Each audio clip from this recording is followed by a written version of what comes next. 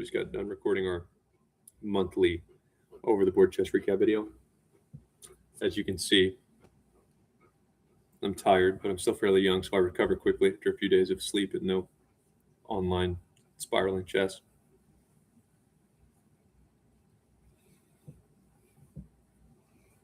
Chase our dreams, which this isn't my dream. It was more of a manic COVID decision.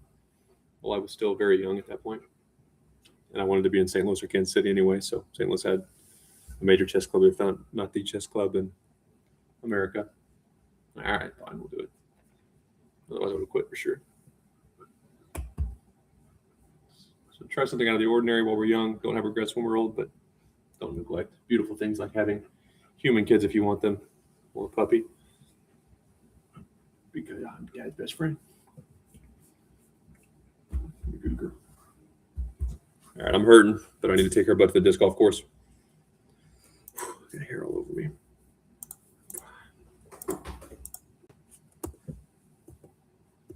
And my over the board recap is loading in Zoom. I hope it's good because I don't have the energy to re-record.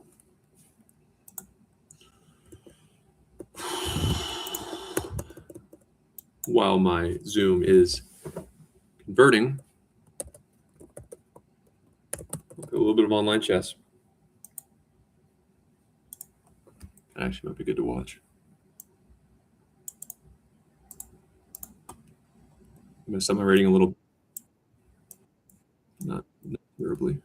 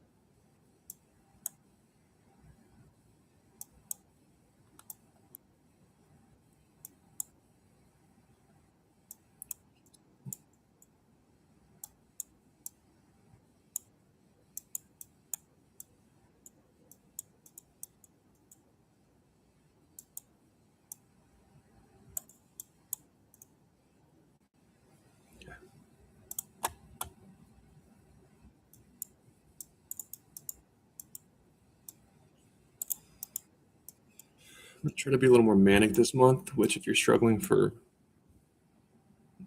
plan in life, feeling lost, or just way ahead on your New Year's resolution, being a little less manic is never gonna hurt you. So why not take the pawn? Uh-huh.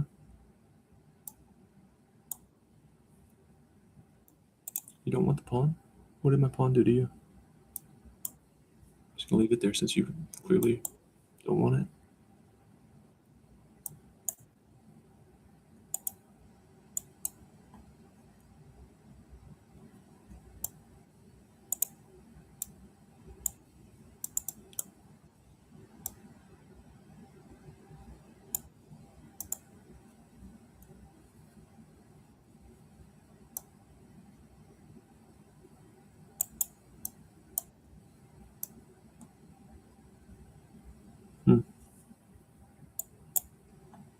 Why would you do that?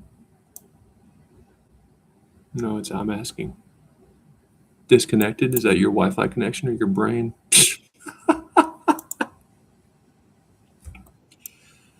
Only thing more exceptional than my chest is my ability trash talking.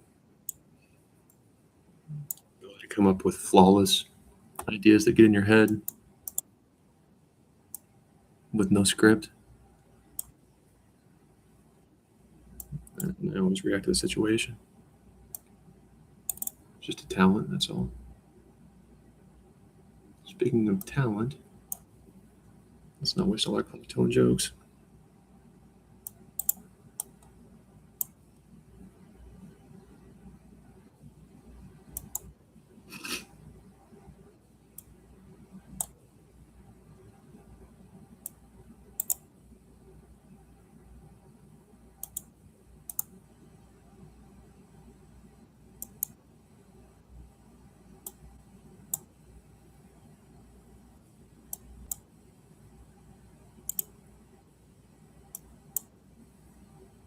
You're not a very impressive creature.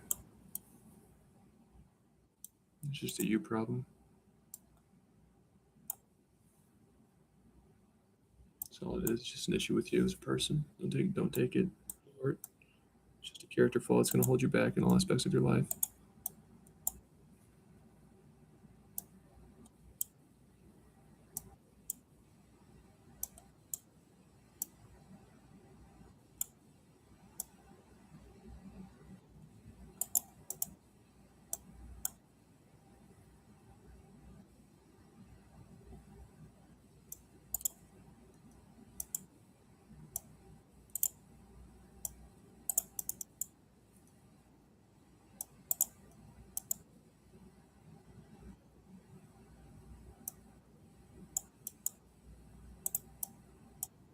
Yeah.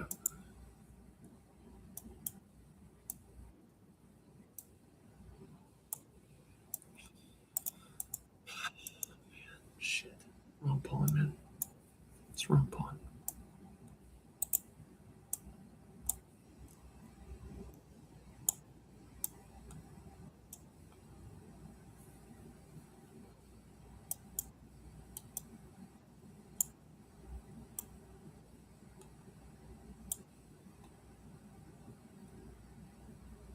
Yeah, it's all right.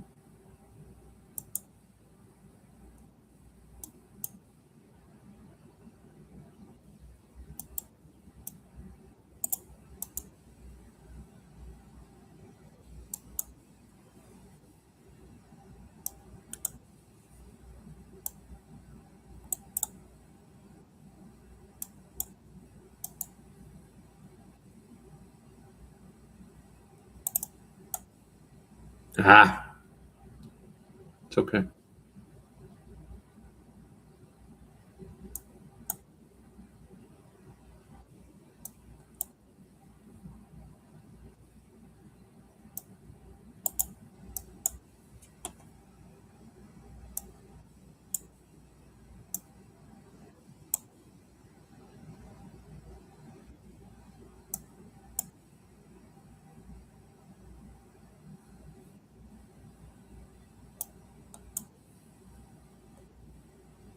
Jeez.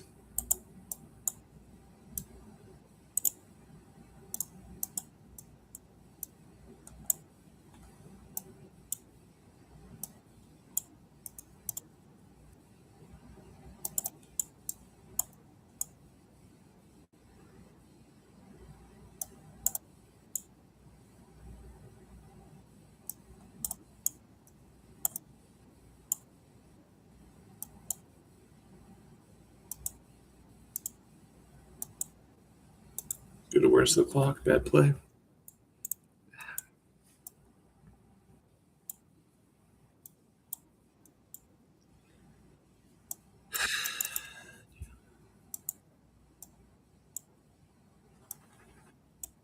Yes, ma'am.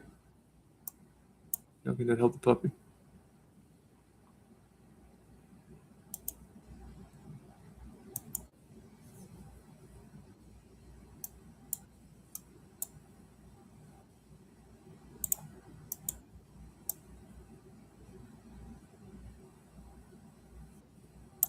Let's get that bishop from you. Just go ahead and nab that real quick. If you don't mind, I'll nab it. Call me the bishop nabber. In most chess circles, it just depends.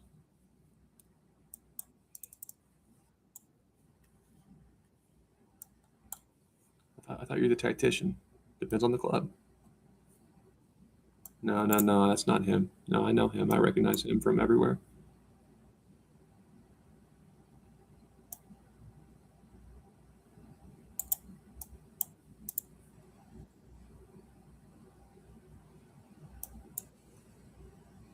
He's a White Bloom Chess Project. I'll respond to that. I like that. It's one of my favorite names, actually.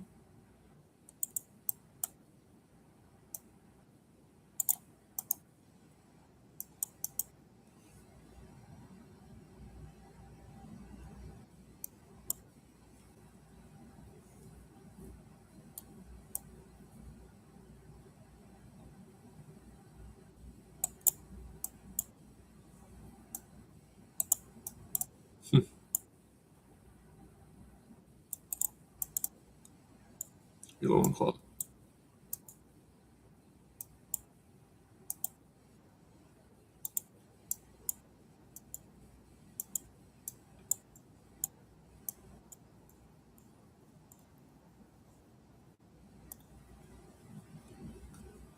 Doing worse than the clock.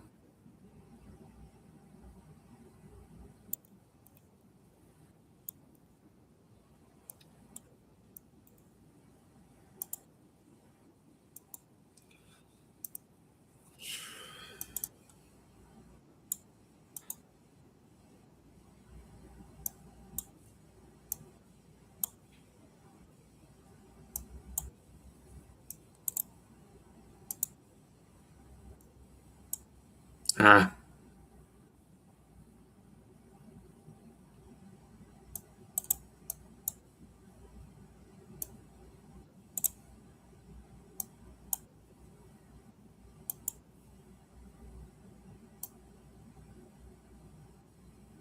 Shit.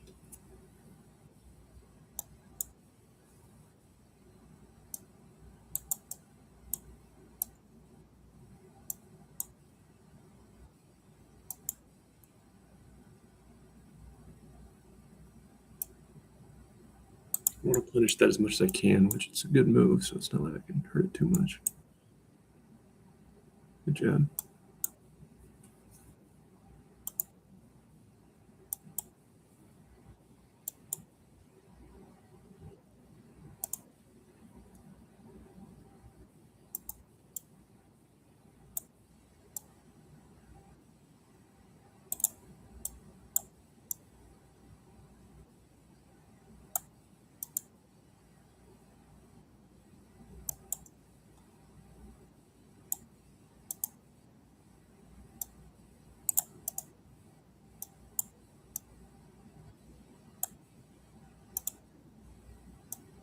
Ah.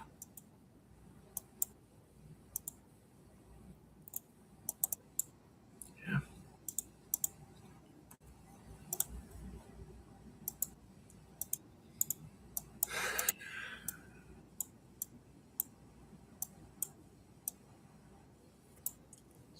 Okay.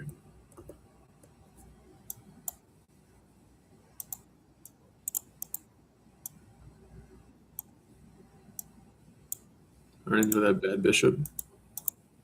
I guess you must have a thing for that pawn. To me, it's not attractive. Maybe if when I'm 40, I still haven't found love, I can go after it. But if it were my position, I just probably wouldn't want it. Just doesn't do anything for me. But if you like that pawn, just blocking your bishop, maybe you raise your standards. But I'm not here to tell you how to live your life.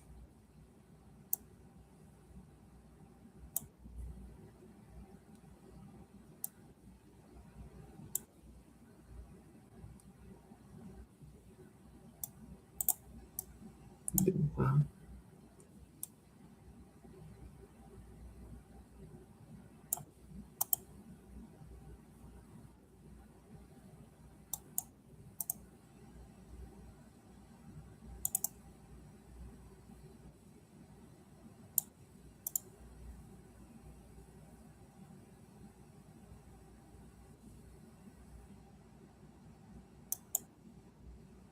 Really no.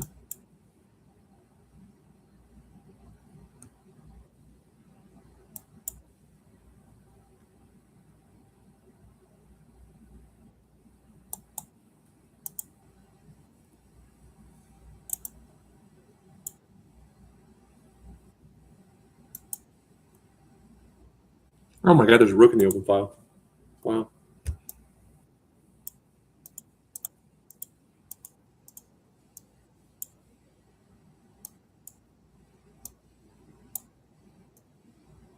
Jeez, dang.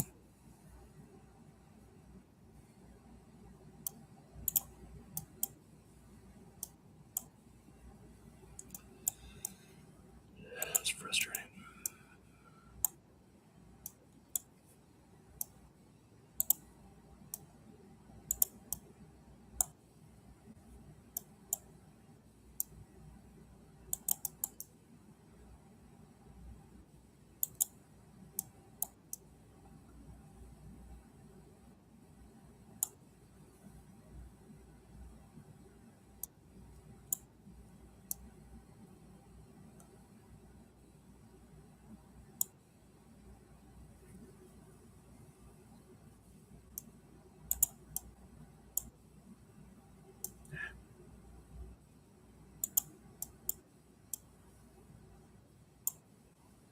Oh my God.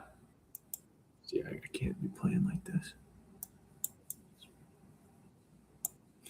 Really, I can't.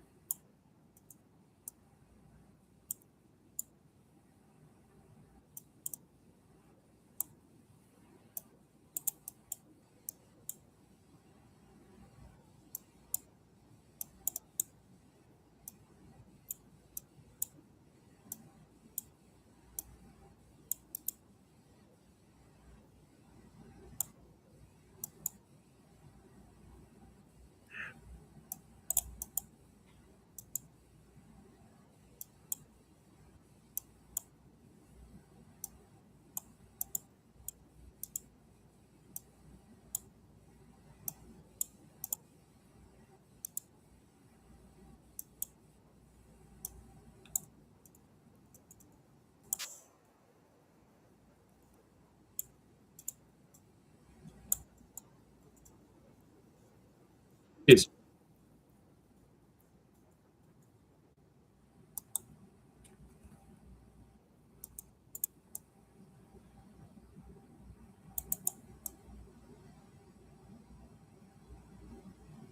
come on, dude. It's so insulting. Frick. I think this is amateur app or something. You're wrong. That's where the stars play. Beverly Hills. Beverly Hills. Woo. That's where I want to be. Beverly. Living in Beverly.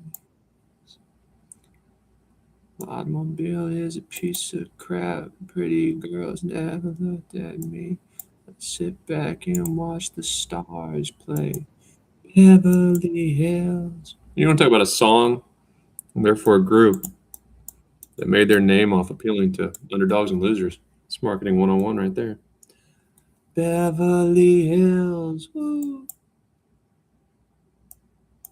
JK. Because I'm rich. I am rich. I don't work a real job.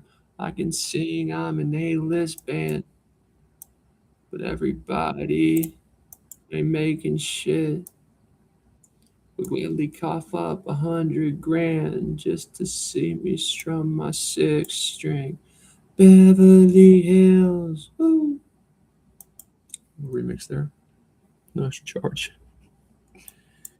Okay. God damn it. I cannot talk and do this, man. All right, gotta go. We can't go there, so you gotta move. You should do whatever you want. It's a free country.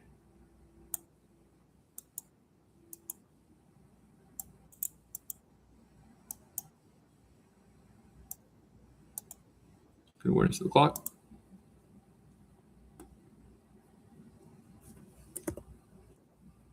Convert.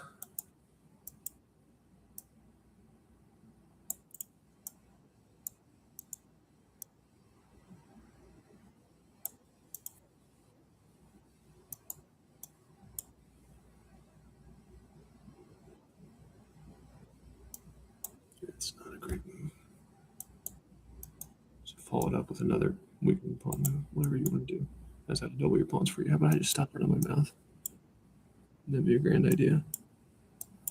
Nothing more grand than the idea of shutting the fuck up and playing good moves would be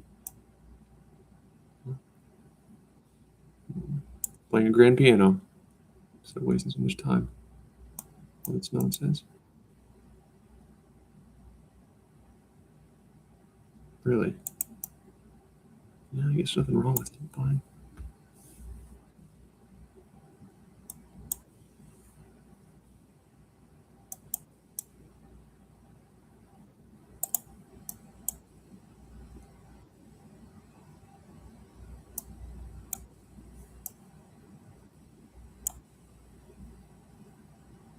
I just gallop in here, maybe. Just maybe.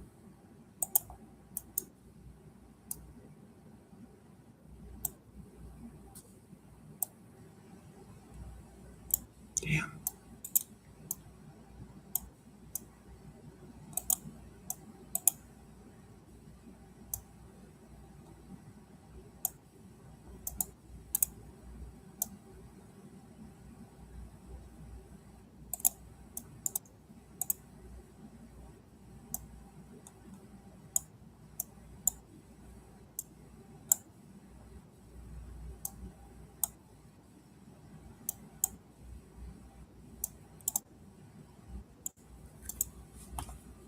I was ready, Mr. Candidate Master. Bye-bye, Candidate Master. The interview and application process, however it works, is over. No, didn't I need this many norms? I need this rating. No. It's done for you. Never be a master. You'll always be a candidate.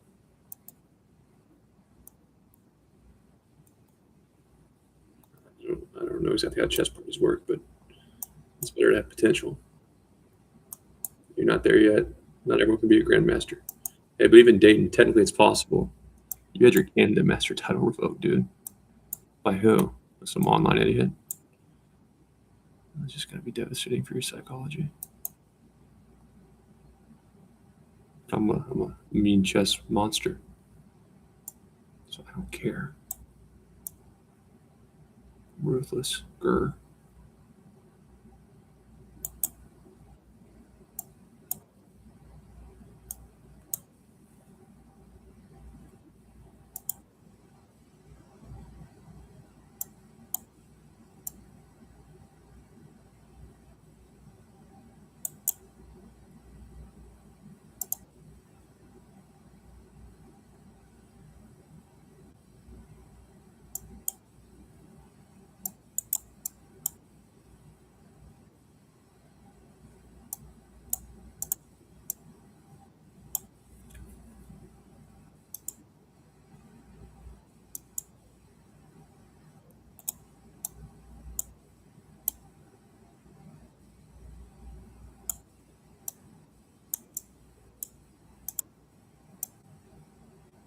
That's a blessing.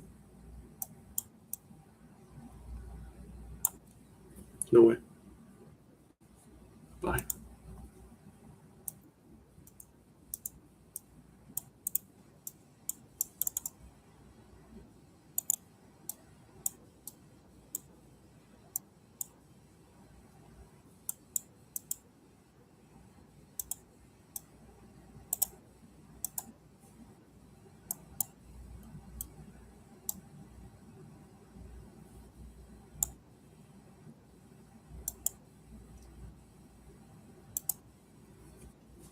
I don't care, man. What do you want to do?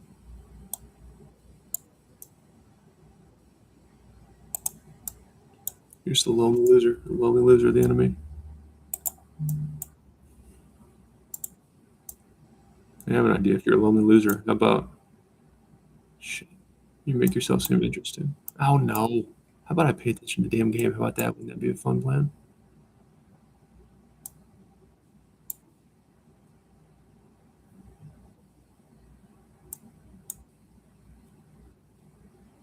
Hmm.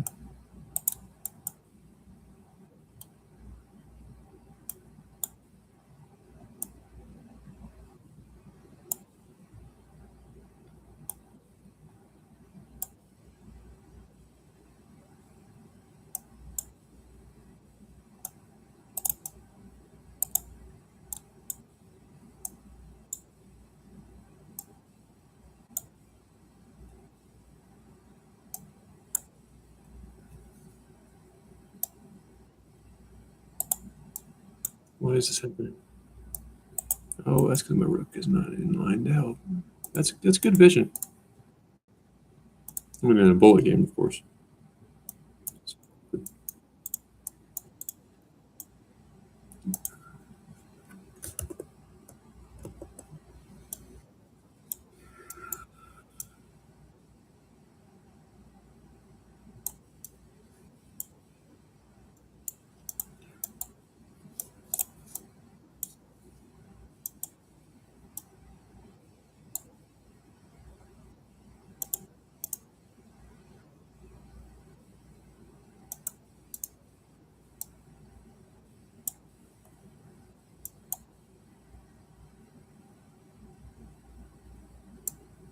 She won't be a pawn, right?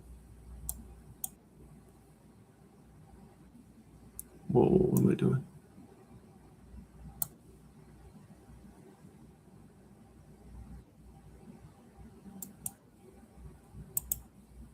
See, how are you not seeing this?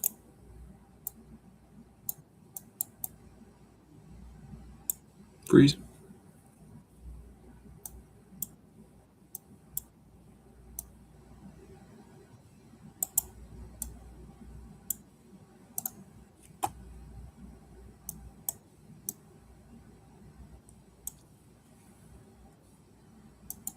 Ah, why'd I do that?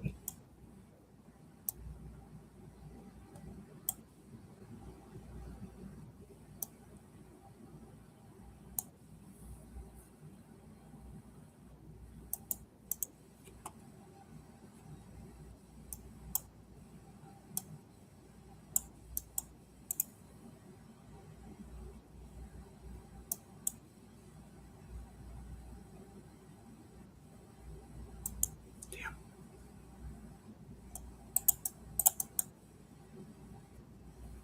What am I doing?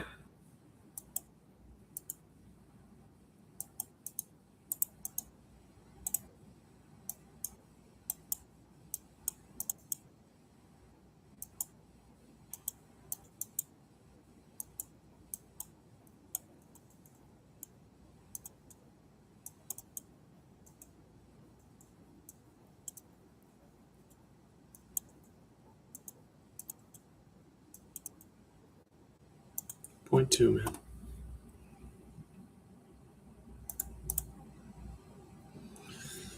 Jeez. Stupid.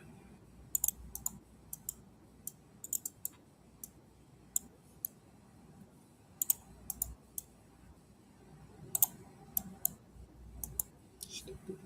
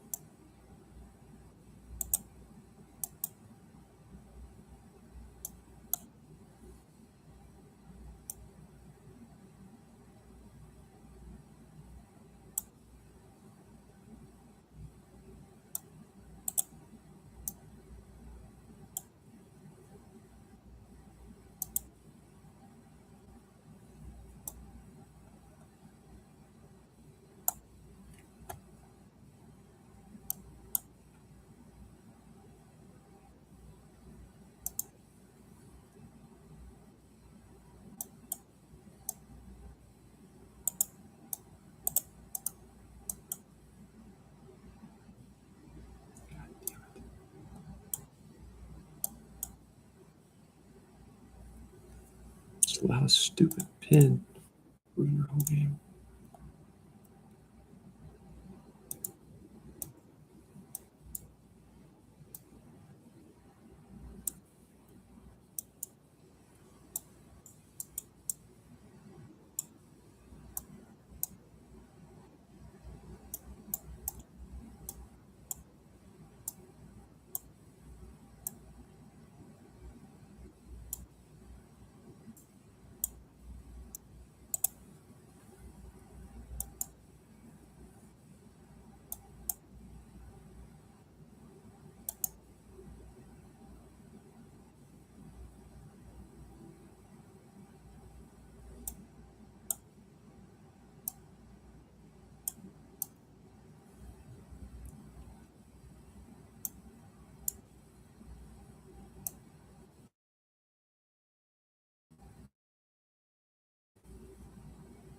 Hmm.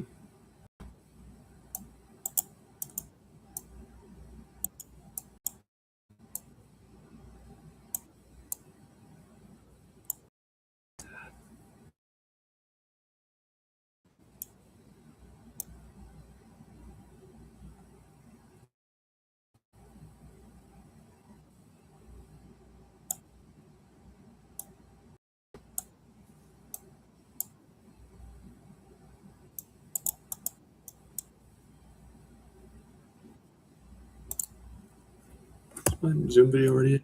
Goodness. It's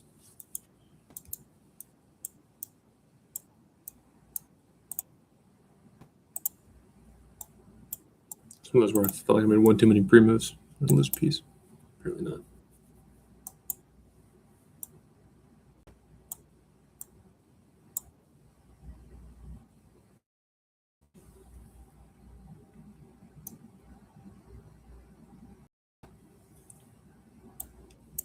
I just want that square.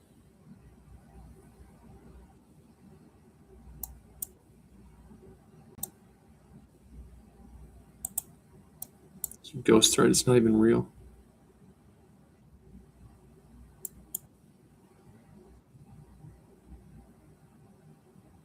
Apparently it's real. God dang it. Take the knight first. Take the knight.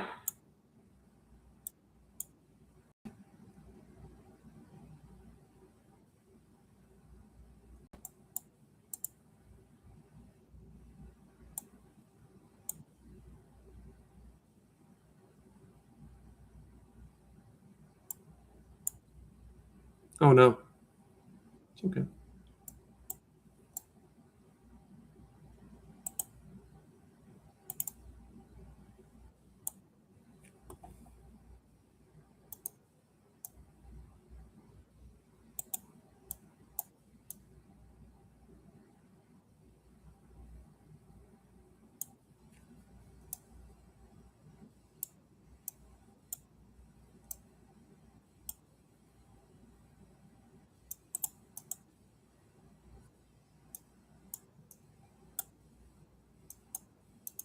Lose some time here.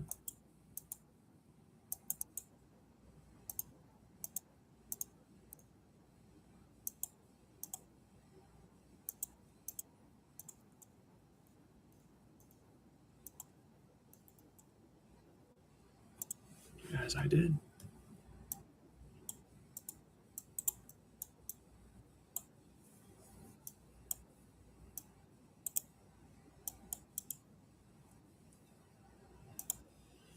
If you're going through a hard time, or maybe life just hadn't worked out the way you planned it, if you're older than 40, I'd start to panic. But if you're younger than 40, I can make you feel better. Just some perspective is all. I'm just kind of addicted to an online game I don't want to play anymore.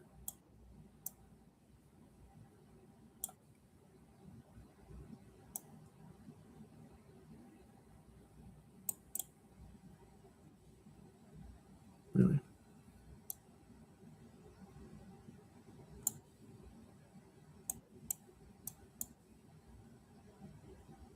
Just be right there if you need me. Try not to. I'm a busy man.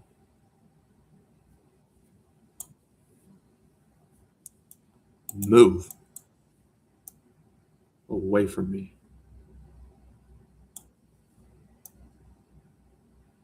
You're useless. Nobody wants you. Nobody needs you. You're just useless.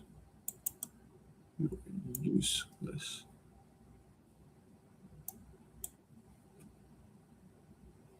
No good for nothing. Oh shit, that's a good move.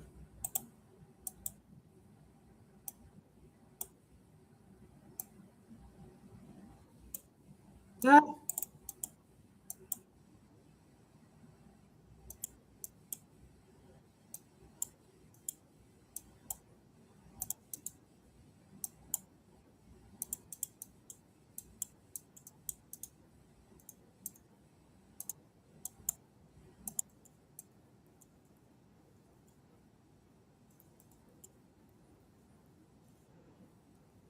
Right to that. Dude.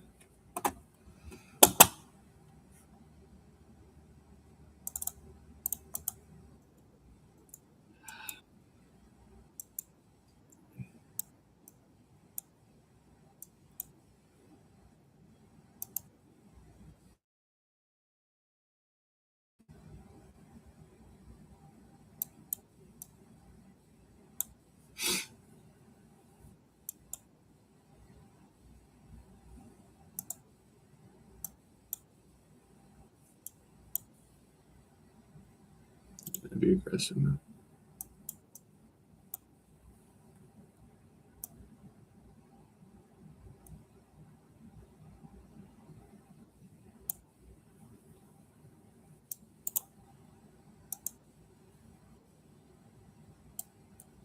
All right.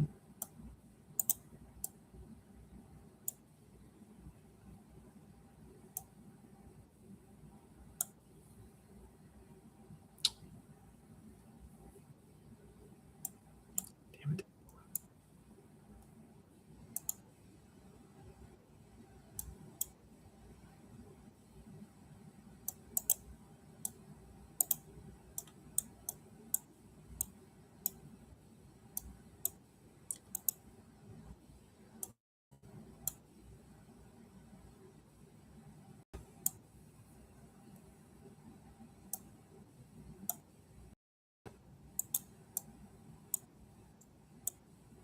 Why would you do that?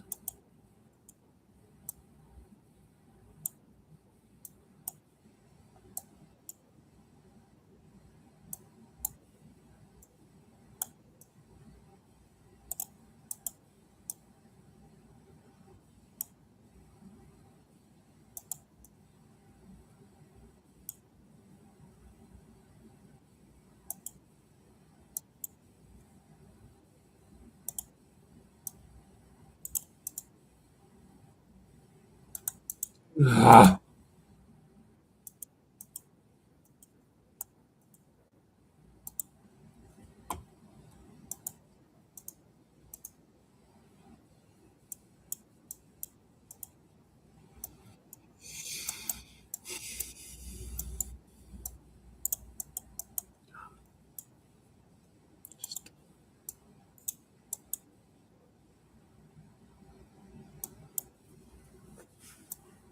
Prick.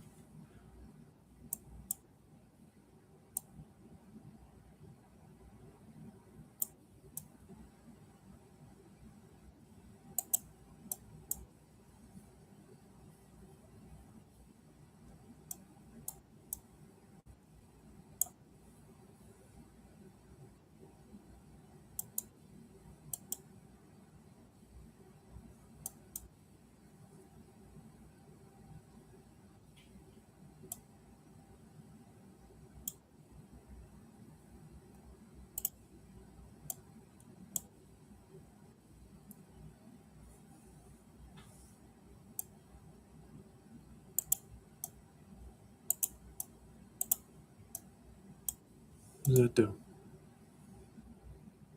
Let me see the. You can't. The thing is, you can't go any further though.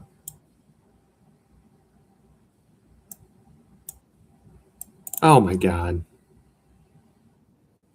The only thing I have to worry about there. Never dream trust. I'm so lazy. So lazy twice. First time ever. Second time was the only thing I had to consider. But I lost chess battle. So that's life. All right. Forgot about my other friend. The bishop always had my back. You clown.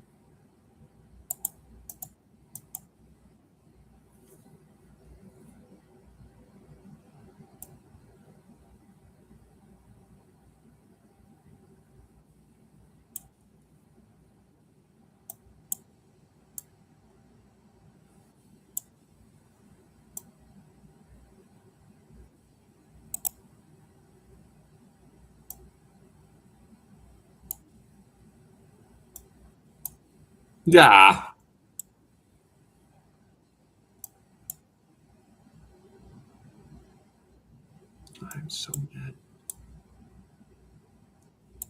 Always, no, I never had anger issues. Period where I wished I had never been born, but that's very different than being depressed. It's true.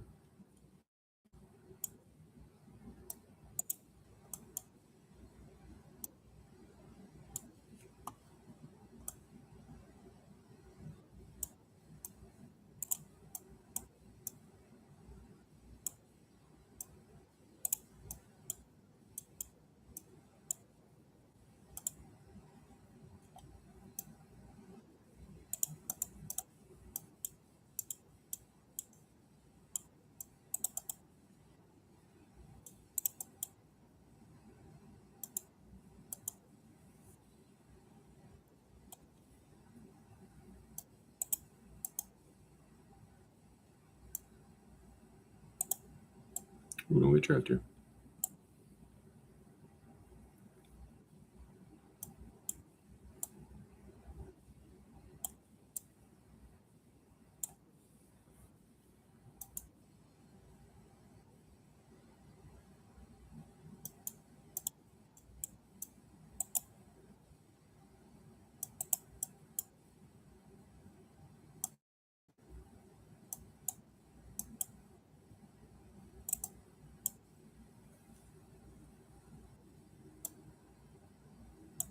Hmm.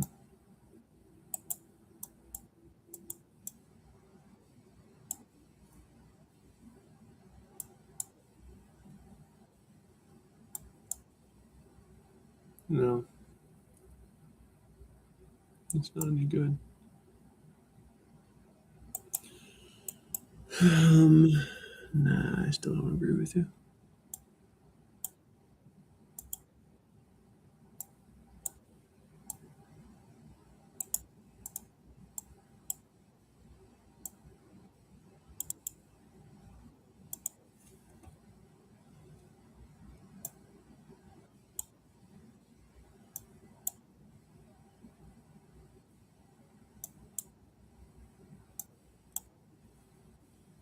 What?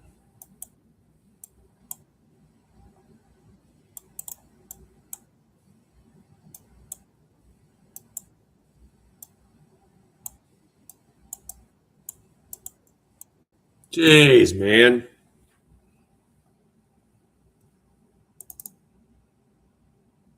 My Zoom recording done yet? Let's upload this shit. It's done. Good.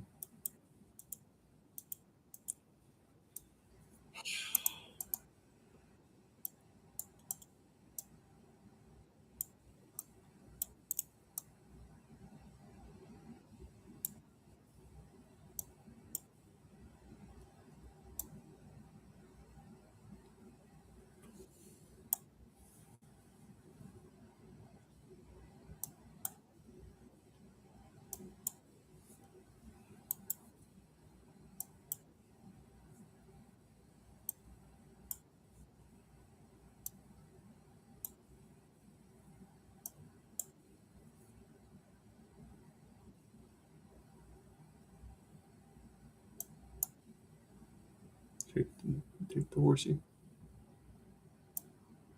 Hey, Mr. Horsey. Oh, you moved. You galloped away from me, didn't you? Thank you.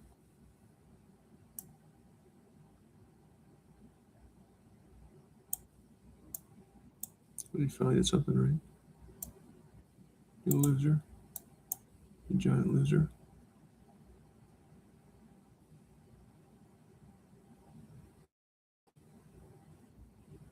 God.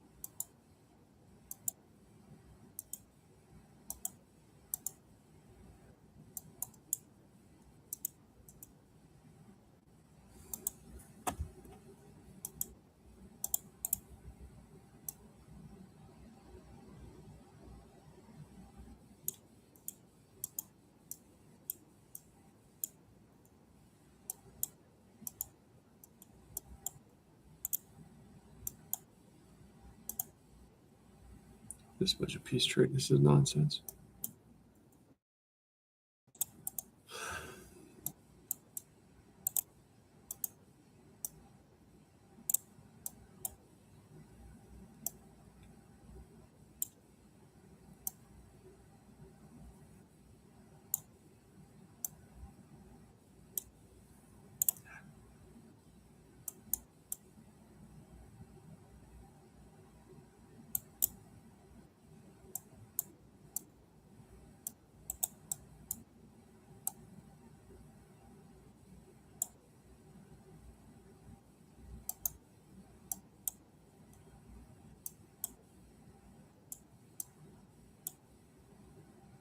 King can't move. It's my moment strength right now in this predicament.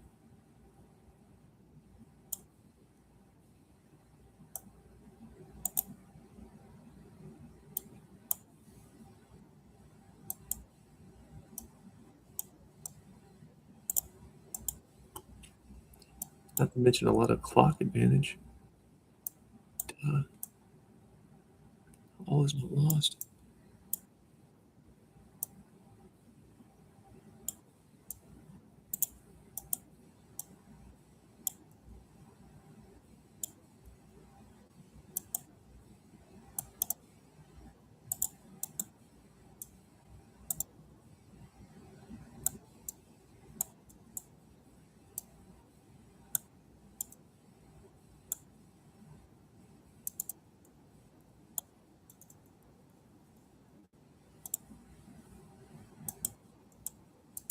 Past the level where I can survive by stolen out games, though.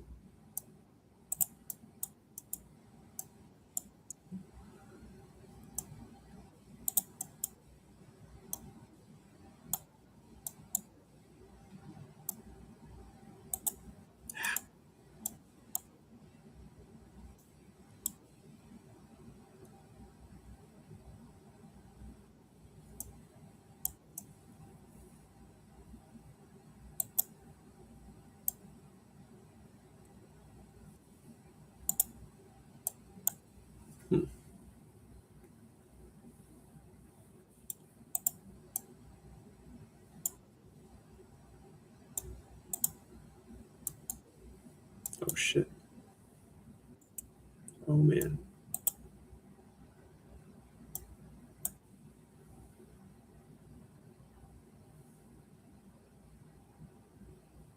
These people are just no good. I don't have a great plan, but I've got something. I got something on my sleeve. Seeing as how you have no time left.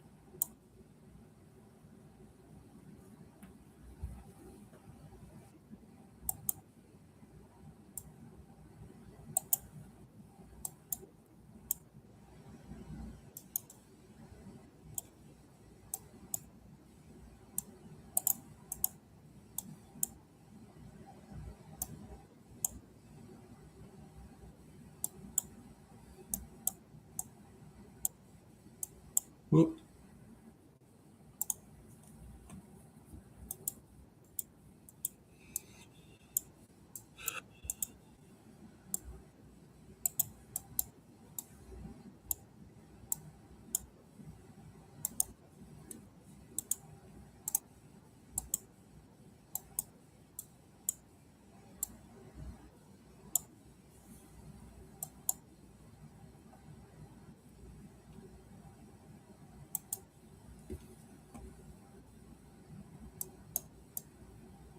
Ah,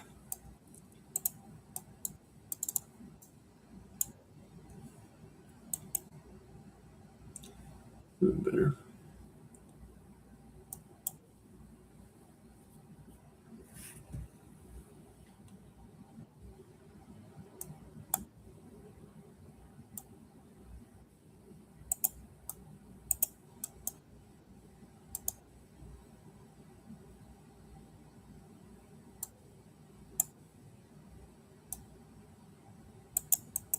Queen should move.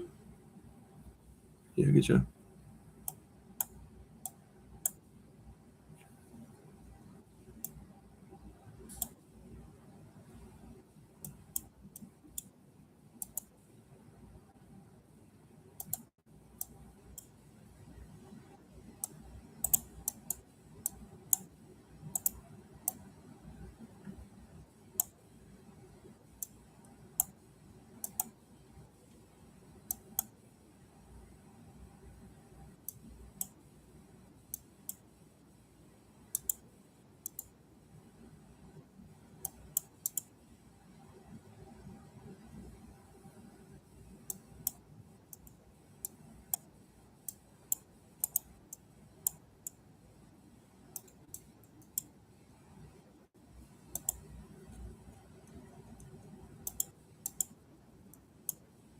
Graffiti master. This guy's already made it. Just put some clothes on, apparently. You can paint your body orange all you want. If you're naked, you can go to prison. Lawlessness is never the answer.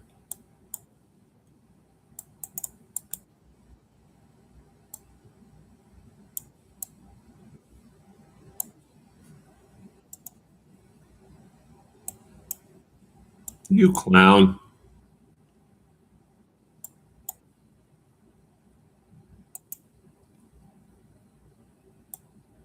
That's what no one would do with these people. All their incompetence.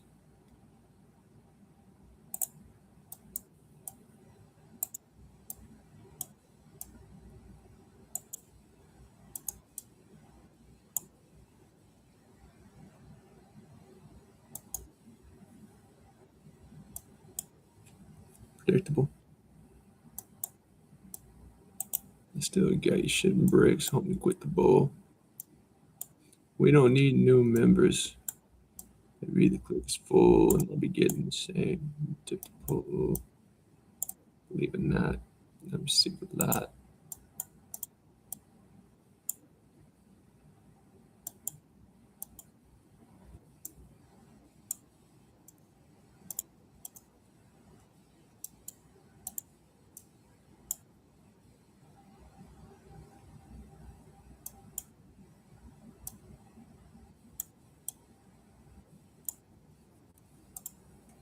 Would it be calm there? It's an eternity for that position. God damn it. And I'm talking. I gotta clear it and go to the next game. Now relax. You're not gonna punish my mistakes, apparently. How about we stop making them? Wouldn't that be a good idea? Because eventually they're gonna be noticed. I know when worth a shit they'd already be punished, but fortunately the enemy doesn't know how to play chess. I'm just gonna make examples of people. Not the ruthless chess monster. You haven't a clue. You haven't a clue. Okay, fine. Do you know what you're doing? Let's find out. He's like talking shit. He's confident and he does know what he's doing. No, we're about to find out. I don't know. Don't like the president, huh? What is this nonsense?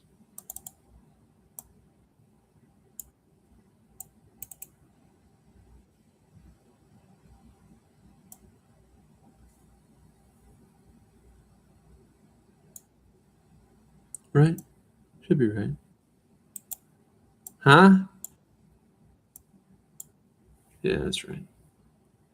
I knew it was all along. There was never a doubt in my mind. Now I'm a believer. Do, do, do. There's not a trace. Do, do, do. A doubt in my mind. I'm in love. Ooh. I'm a believer. I can leave her if I try. Now I saw her face. Ooh. And I'm a believer. Yeah, yeah, yeah, yeah, yeah. I'm from a very religious, conservative area. When you say her face, you better mean the Lord, because only then can a sustainable, happy marriage persist. When both parties love going to hell. I've apologized to Pastor Nolan so many times since starting this content shenanigans.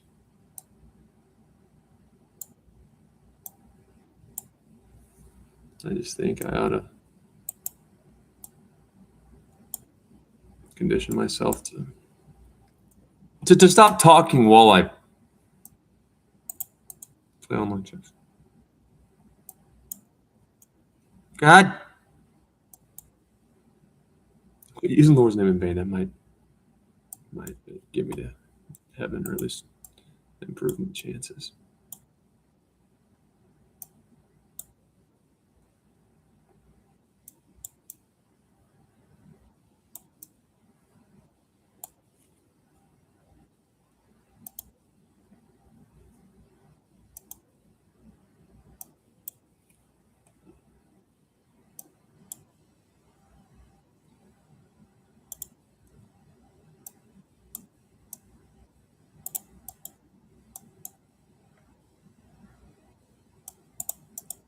Ah.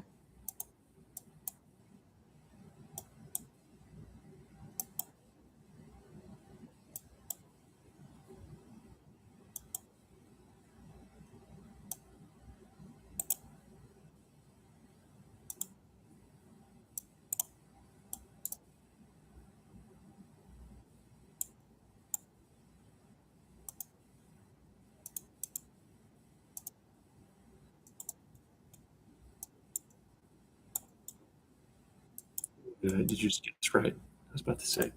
We're back over 2100. How about we stop and we're not a degenerate today? Yeah, they did it too. They boarded first. Talk to them. Yeah.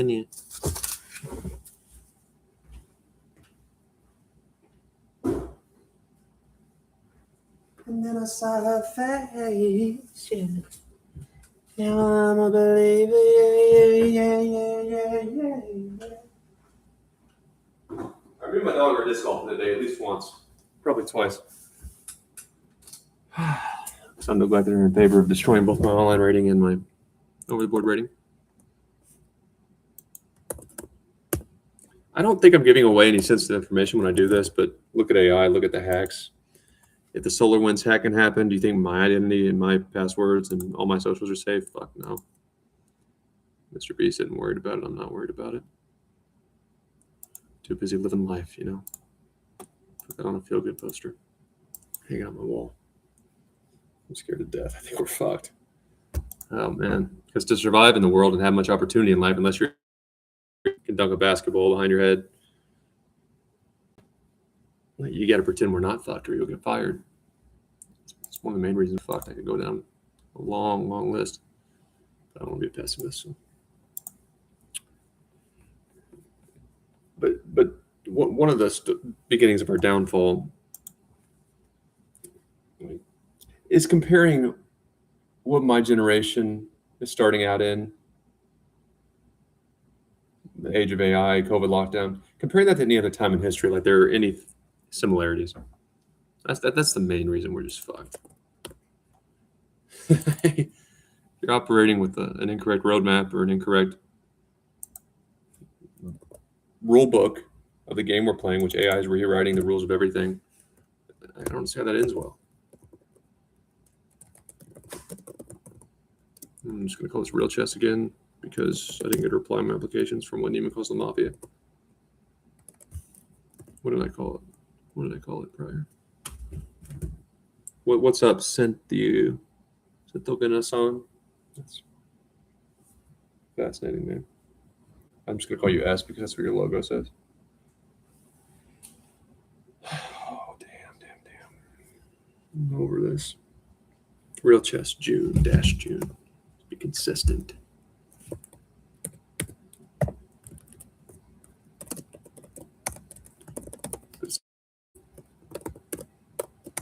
Hiya. Got it. I don't know why I did my hiya.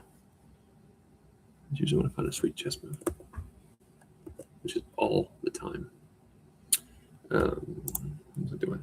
That's what I was doing. Thumbnail. I got a real thumbnail made. Hopefully, it was a missing piece of my chess puzzle. And I can now soar like the chess star I am. And that's just a nice thumbnail. I appreciate that.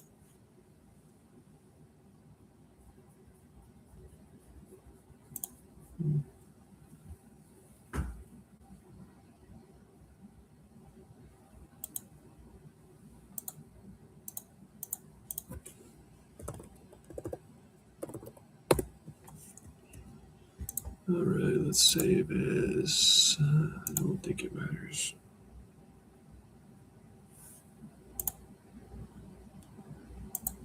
Man, I'm probably going to get hacked or robbed or taken advantage of in some way to be punished for my being lazy. First, be a badass T-nail. Bad data security habits, but we'll see. Worry about it when it happens, I guess.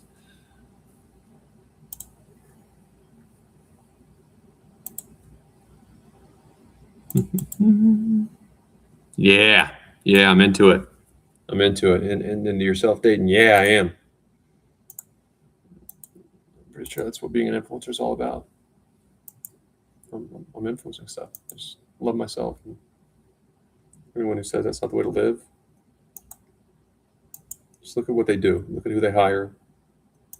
Look at who gets promoted. Look at who gets empathy, for that matter.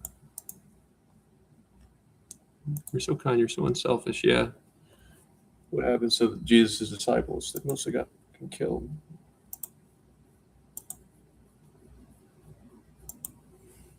It's a little dark, but so is the Bible.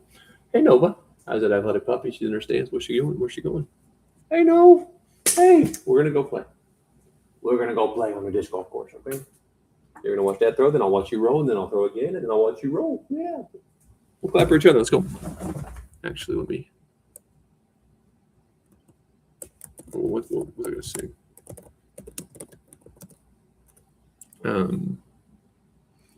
Not Oasis, but now I got them in my head. Olivia Rodrigo did a cover with them recently at Coachella, or one of the big music festivals. I think it was Coachella. What did she call him when she introduced him? I want to live a life like that. God damn it, what's her name? Well, Olivia is taking this. John Mayer, I got stuff in my head. No. It's a group of three, mainly. One of their big hits was, it might have been that one in the music video. It was a black and white type, old school. Now introducing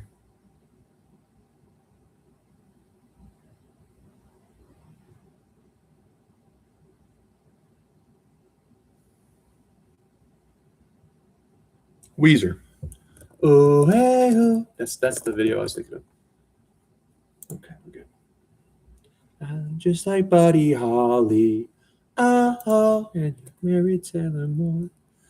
I don't care what they say about us anyway. I don't care about that. Da-da-da-da. I see how much happier I am when I play music. I should just be a musician, man. As long as I don't have to go on stage anywhere, I can do it.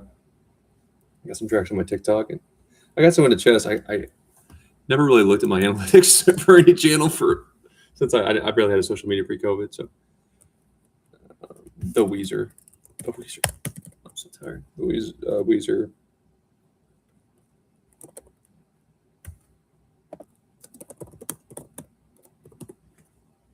But I realized, man, I'm just no good. No, all my videos that aren't chess related actually get some views. Me disc golfing, me singing to my dog, me playing instruments. I do some tricks like blindfolded. I got to where I could just poke a key, and then the next key 2 octaves up, at least 2 octaves up, sometimes better, but consistently 2 octaves up. During COVID, I just practiced that because why not? That's kind of cool. Kind of pointless, but it's impressive. And I get views on those videos, but not on my chess videos. So why would I keep doing it? I don't know. What's with these homies dissing my girl? Why do they gotta front? Joke's on them. Just fast forward a few decades later, and you're on stage with Olivia Rodrigo, and Olivia's smoking. And she's nice. She's nice and she's sassy.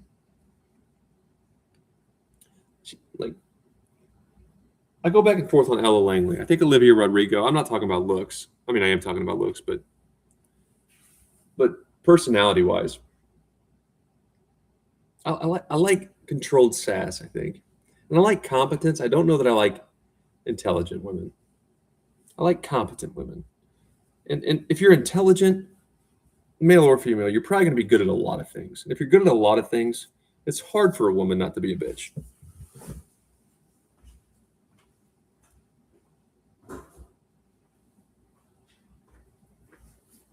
So comparing it to chess rating, like an expert chess player, that level is doable for anyone with just a decent amount of intellect. At any age, I believe. If they want to, they take it seriously. They commit themselves at all. About my level in chess. But if you're my level in chess, you'd have time to be good at a lot of things. And you probably have the bare minimum of raw talent to get good at a lot of stuff.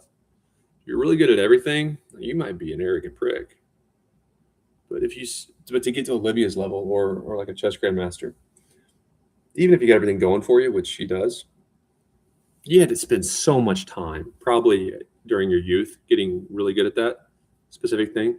You might lack confidence in other areas, or if you try something else, you're not just going to immediately pick it up. You're not already going to have a foundation. So maybe you could get good at it, but you spent too much time on one thing. Congratulations, you're a star. There's your confidence. There's your confidence, your source of confidence in the case of Olivia Rodrigo, that's music. But you still have that teach me mode. Oh, I don't know how to swing a baseball bat. I don't know how to do that. I've always saying I don't mind to give public speeches, but I would love to develop. But someone who's just good at everything, man. I don't know how women feel about it, because women just, I'm going to say biologically, universally, we can adjust to feminism in the new world, but even feminists would have to admit, just natural attraction. If a man is below her, there's different ways to be good at stuff, and there are, like, some musicians wouldn't last in a corporate setting, so they might be good in one field, but until a man is better than a woman, if your goal is marriage or attraction, just naturally there's nothing. It's very, very much a turn off, and the man, in part, a man is going to feel like a loser. His wife's better than him and everything, so he's not going to be as fun. But if a girl's really good at one thing, now I don't have to worry about her getting upset over silly stuff. I would say she's going to be able to choose where we go to dinner or confirm my selection. Has her friends through probably her hobby or profession, but isn't just always ready to beat my ass at everything. So Olivia Rodrigo, I think she's got a boyfriend, but that'd be my type personality-wise. And I follow her on TikTok, saw her perform with Weezer, and that's how I got into them for a little bit. I like Olivia's music too. It's a little bit too heartbreaky. But like a lot of female artists that blow up when they're young, as they mature, it becomes more relatable. Even if it's heartbreak and love songs, it's still more relatable than, like I'm not in high school. It's a song by Taylor Swift. You belong with me. You belong with me. Are you okay? You're holding up the sign in the music video. I love you. Are you okay? You're always with the cheerleaders, and I'm just the hot nerd. Ironically, you don't have to be the star. You don't have to star. I love you for you. And I don't mean this mean. I know Taylor and Travis love each other very much, but it is kind of funny after all the heartbreak and stuff she's been through. Nothing on Travis's character. Seems like a nice guy. Just in general, the star athlete, large, controversial, doing kind of questionable commercials featuring his looks. Like, if you're going for a guy who's going to be not a heartbreaker, it wouldn't be Travis, just on paper. But I'm glad Taylor's happy because I grew up on their stuff. But it went from, I would never treat you that way, Romeo and Juliet, sneaking out, to we're adults now. So Taylor evolved, of course. Look what you made me do. Yeah, she developed that side in her. I'll continue growing up with Taylor and her music, even though I'm an adult. Olivia Rodrigo is more my type, not my generation. So I hope. I think my generation of women, I don't know, man. They can say what they want. There is a fair amount of hatred toward men. Some of it might be justified, and some of it is going to take enough overdoses, like the Naroditsky situation. It's going to take enough experience with bad men or even abusive marriages to lighten the fuck up.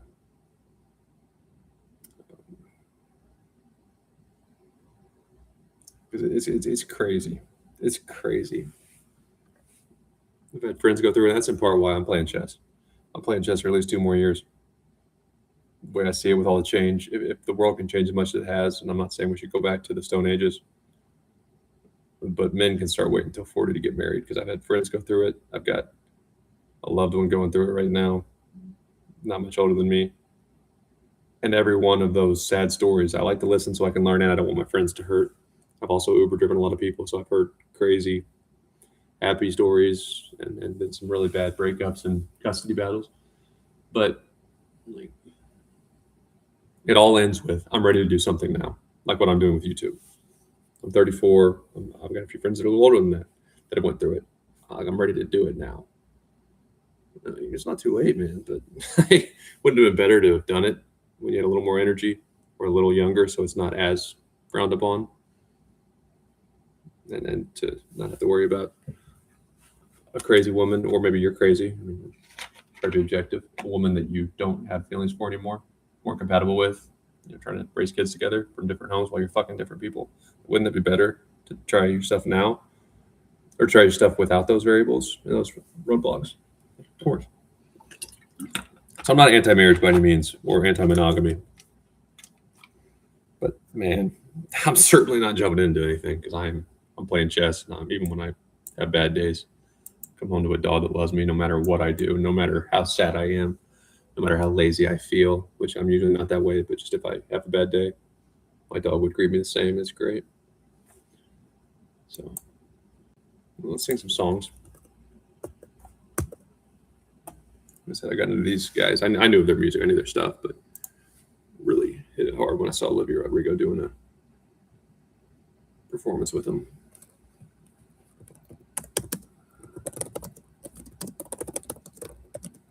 I think I am destined to die alone, though. I don't think I'm too good for people. In fact, I'm probably too quick to admit my flaws. A lot of people end up lonely by being too hard on others. I wouldn't say I'm too hard on myself, but I'm too aware of myself. I wouldn't wish my brain on people.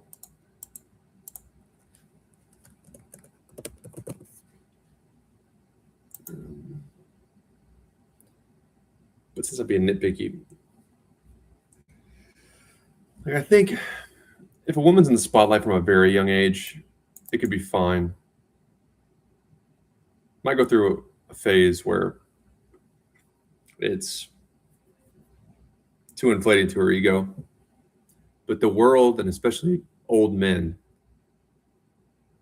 have ways to bring a young man down to earth. If he's super successful and he's earned the confidence through some ridiculous talent in a sport, maybe, you'll get humbled or cruelly beaten down. If you are humble, you might just get the shit beat out of you by life anyway. And that's what really sucks. And I actually think I was pretty decent and went through my little arrogant phase. And then during COVID, when we were trapped inside, that was ridiculous. And if you're mean to somebody who's too arrogant, it probably brings them down to a good level, helps them work hard, get back on track, realize their potential. If you're mean to somebody who's either already worked through that or never had an arrogant phase, they might just fucking snap or turn mean. I'm trying hard not to. But I think with women, they're very young.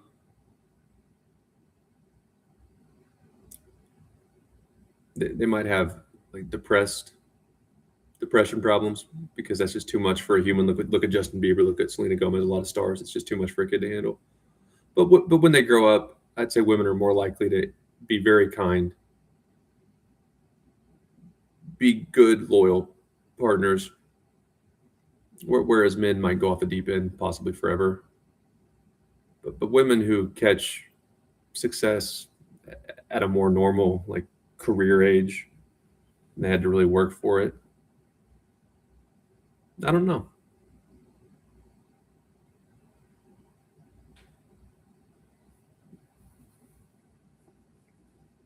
So what I want, I don't know that I want any woman who's in the spotlight at all, because just unless I knew her from when I was young, and I don't know of any girls from my area that I was like friends with. I know of some that have done creative stuff, like Chaperone isn't into guys. So, well, she might be bi actually. But if you're in the spotlight, this is for your brains, like you're some Rhodes Scholar, which does happen now. It's strictly for your brains. Just having a bunch of guys stare at you, even if you did everything right and you weren't showing your body off and stuff, just having a bunch of guys in your comments and even thinking it. I would have had to have known her young because I would want to have been with her, or at least knew what she was doing while she's at her absolute hottest. But to think that a woman, even a star that everyone wants, has traveled the world, has been to places that never would have let me in, clubs, cities, and when she's done with that, it's kind of like the manosphere viewpoint, but with a celebrity twist. I don't care if a woman's done all that, but if everyone knew where she was at, or she was funding it with her social media, then she's ready to settle down. I have to wonder, was she with the best baseball players in Japan, or did she come back and go on dates with Shohei Ohtani here? And now you want to get married? I wouldn't do it, probably. It'd be a lot. I will play chess. I will play chess and not worry too much. Okay.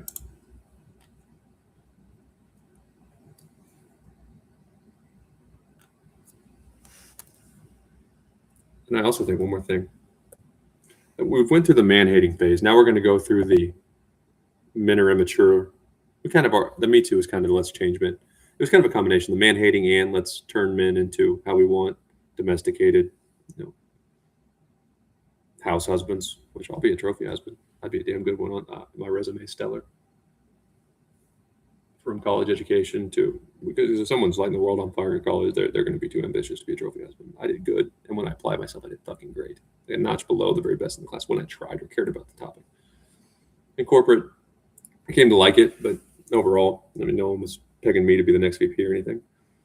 I showed up on time, did a good job, learned a lot. I like to learn more than I like to promote.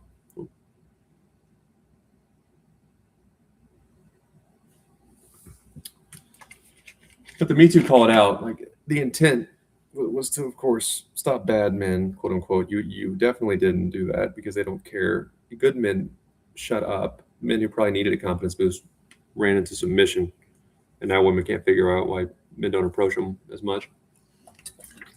So there's kind of that man hating, and we will do what we want, and you will bow down until I think the Trump election helped a lot. But you think you're just going to tell us what the fuck to do? You're going to bash us if we don't vote for Kamala? We can't have an intelligent adult conversation about politics anymore because if we don't do what you want, we're bad. But if you don't listen to us, then you're just being a strong, confident woman. Okay. Well, we'll show them. Men won't get marriages. Okay. Like I said, I'm at the age where my friends, about a third of them are going through it or they've already gone through it. So I be a big brother or something. It doesn't hurt me that much. Okay. Well, we're not going to go on dates unless you're one of the top options on Tinder.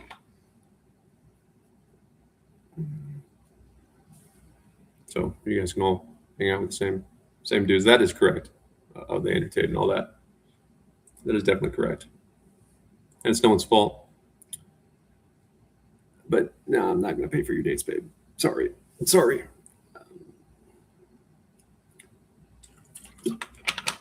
Okay, well, we're not gonna do whatever, and you'll be amazed. Some men will cope unhealthy ways. Some men will already be more wired for loneliness. It's like, all right, you can do whatever you want. Go freeze your eggs. I don't care how hot you are. No idea what it's like to be a man. And I'm looking for a girl with one divorce, for real. One divorce, ideally a non-physical abusive relationship. I'm dead serious about this now. I'm tired, so my facial expressions and my tone and pauses don't match my joking. But I am serious about this. One divorce, for real. I won't get into specifics because it's personal. My parents have always had a great relationship. They're great. And my dad even mellowed out after I became an adult and left the house because he coached and stuff. So I figured he'd be real intense and only want to watch sports. Nope, he got into arts. He got into concerts. He got into orchestras. He's great. Great dad. Great husband. But there's always periods where things are difficult, where life is just stressful. And though they never fought, I can't recall them really fighting in like a bad way. any more than just what humans might disagree on. But I remember my mom was reflecting on one of her friends' ex-husbands, explaining, you know, no, basically nobody's perfect, and why even outside of being a good husband she loves, my dad's just a really good dad. And basically, without getting into personal details, the point was, after seeing life and how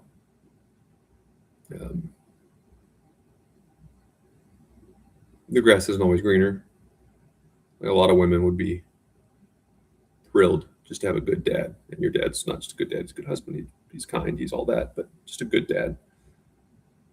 And to put a millennial twist on that, and until some women see what a bad man looks like that Call It Out Me Too stuff in chess is a good example. Like, you don't know what a bad man looks like. You don't know what it's like to live in a country where you have to wear certain things and believe a certain way. And you think one man is bad here for looking at your body after you blasted it on the internet. You want to call him out because only some people can look at it. I mean, it's getting ridiculous.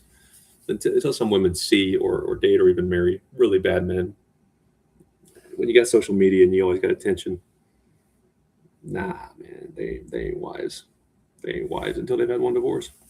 I'm gonna get killed for that. I always hope I don't ever make a living with this. So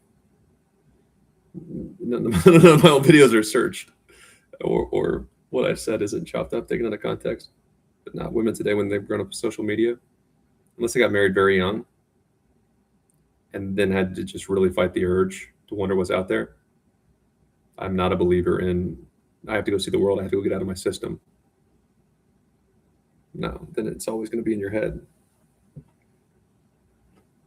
So until a woman has been just seeing what a bad man is like, that's almost life's way of teaching women to be kind and grateful. Versus men, someone's going to do it, and they'll be more direct with it. And then I would marry her. No, but dating, but then a woman has major trust issues and trauma. That's correct. Yeah, we all do. She hadn't slept around in her 20s. I want to go play chess. At least I ain't at the bar. I ain't playing poker, though I'd love to play some poker. If I had a lot of money, or money I knew was going to come in for the rest of my life, yeah, I would definitely play a lot of poker. I like poker. But yeah, he didn't hit me. Comes home. He's not around drunk women who were looking to cheat or are up to no good. Yeah. But imagine if you haven't been divorced or haven't had better relationships, and you think my husband's going to go play chess on the weekends. How many weekends? Every one of them. Shit. Who does he think? He shouldn't have got married. That's where I'm at. And you can probably tell that by a lot of my song selection if you watch these videos. It's tough to argue with too, which sometimes argument is good. I don't want an entrepreneur necessarily, because if you're an entrepreneur, you get a lot of ambition. You can always be more successful. That's one of the draws of entrepreneurship. You can keep working. You can try to make it bigger, but it's never enough for people who are good entrepreneurs, men or women. So she's going to be better than me, more high-strung than me, which I'm pretty type A, believe it or not. And the advantage is the decisiveness. Possibly mad, but not bitter. And you can work with that. Not going to talk about doing things and not do them. And I got a little bit of that in me. You're going to go try to play chess? Now he's going to do a YouTube channel. He's going to fizzle out when COVID's over. Nope, I'm in St. Louis. How do you move to St. Louis? Did someone give him an opportunity in chess? And he was doing that chess stuff. He's crazy. Now he just went to deal cards. He was in tech. Who does he know to get a job at the casino? Nobody. Just walk into places. It's just who I am. I'm a surprising type of social. I just like to socialize in small settings. But so a woman like that would be good, because what I can't do, what I know would not work is, I want to start this business. I want to be an actress. I don't care. Well, let's say I'm a girl when I'm 40. I want to be an actress. Have you ever acted before? No. Not happy with my job. That's pretty fucking manic. Are you sure? Yeah, I'm sure. And I've already looked at these schools, and I've watched these films, and I've listened to these actresses talk about why they wish they wouldn't have done it, and the pros also, and starting a family while being, and I want to be an actress. All right. Hell yeah. you understand that you're also going to have to sacrifice your stable income, easy life, set schedule while you're auditioning. Yeah. Like, that's cool. What I can't do is I want the nice, comfortable work situation that everybody has. I want the white picket fence 9 to 5, but I also want to be a star. I also want to be the next Bill Gates. I can't do that because I'm the type where you'll wake up the next morning with 3 different plans I've handwritten on a piece of paper, the financial cost of pursuing each, and the risks, likelihood of success according to logic or Google search in each industry, with a nice note that says those are the odds, but here are all the successful businesses, the athletes against all odds, and I believe you can do it. Pick a path. But the pick a path part pisses a lot of at least conservative women off. So, I don't care what you do. I don't care if you fail or you're successful. I just don't want you to bitch about it. Well, people at work are mean to me. People at work are blah, blah, blah. I'm not saying this happened in my past. I'm just had enough experience in life now to have some of those conversations and know it does happen. So talk to friends that have gone through it. I regret, maybe I should do this. Maybe I'm too old. Maybe you should do it and fail. I don't even care. I don't care if we go live in a box. You want to be an actress, go be an actress. You want to start a business, go start the business. But do not sit there and talk about how much you wish you would have started a business because you hate your job. Deal with the bad of your job, being controlled, being told what to do. Enjoy the good. I miss my brand new home, stable income, all that, benefits. Start a family, go on vacation, PTO days. So enjoy the good. Talk about the bad constructively, or go try something yourself. Enjoy the good of that, and try to minimize the sucky parts, such as staying up, nobody believing in you, nobody caring, family telling you you're crazy while still trying to maintain a loving relationship with your mom, and just pick one. And the advantage of a type A entrepreneur type woman, if you can somehow avoid the intensity and all that, it would just be a very appealing piece of the equation. I don't have to worry about her griping and then not doing anything about it, or not knowing where she wants to eat if I tell her, here's where we're going. I just can't do it. Then you should write a song about that. It's on SoundCloud. It's called a fucking album with a bunch of songs I'll never really put music with or develop into a full song. Just rambling, coping with life. All right. But this is genius marketing right here. This is genius. All the problems, all the regular average Joe problems. I'm living fucking old. Just kidding, backflip. I'm in my prime. Oh. All the problems I mentioned about bills, about 9 to 5, about not loving your job, about watching people live the good life on TV. That's brilliant. And maybe I don't have the appeal. These guys are actually really talented. But let's say maybe I don't have the talent to do this. I know. I'll relate to people living average, boring lives. And I'll sing, play instruments so well. They don't even pay attention to the musician who's doing all the things they dream about. That's funny. Okay, let's go. Where I come from isn't all that great. Okay.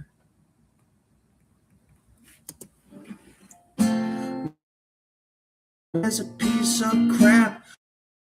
This is a little whack. And my first as screwy as me. I didn't go. Why did I do a G there? Go to boarding schools. Preppy girls never looked at me. Why should they? I ain't nobody. Got nothing in my pocket. Beverly Hills, that's where I want to be. Beverly, living in Beverly Hills. Beverly Hills, rolling like a celebrity. Living in Beverly Hills. 2, 3, 4. Look at all those movie stars, all so beautiful and clean. When the housemaids scrub the floor, they get the spaces in between. I wanna live a life like that. I wanna be just like a king. Take my picture by the pool, 'cause I'm the next big thing in Beverly Hills. That's where I want to be.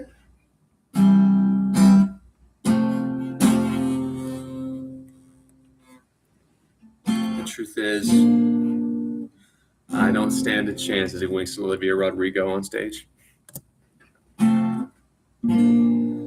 It's something that you're born into. Yeah, after party at my place.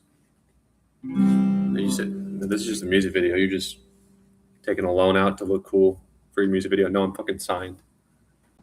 I'm signed. I'm one of the richest musicians in California. Oh, well, why are we singing about problems? Because it sells. And I just don't belong. Yeah, I do. You can't make it this high without being confident in yourself. No, I don't. Just an old class beat-down fool, and I will always be that way. I might as well enjoy my life and watch the stars play in the mirror. Because like I said, I already made it. During, I was working at JCPenney, so it would have been my, let's see what Missouri State at that time. So it would have been my junior year of college. Yeah, because I worked at Walmart my senior year. Yeah, JCPenney. But I worked the holiday season. And that was actually kind of a motivator to take school more seriously when I was halfway through. But you also take the classes that matter, that are harder, closer to graduation. You got to get out of the gen eds. And I mean, I worked Black Friday at JCPenney. I think I was technically seasonal, though a lot of people stayed on. And it didn't suck. I didn't really mind it. But combined with school and stuff, I think I was working till close, so probably like 10. I mean, it wasn't a great situation for my sleep. I just remember I want to be normal. but while I was working at JCPenney, I want to be normal. I want to do well. I want to maybe climb the corporate ladder. I'd already interned at that point.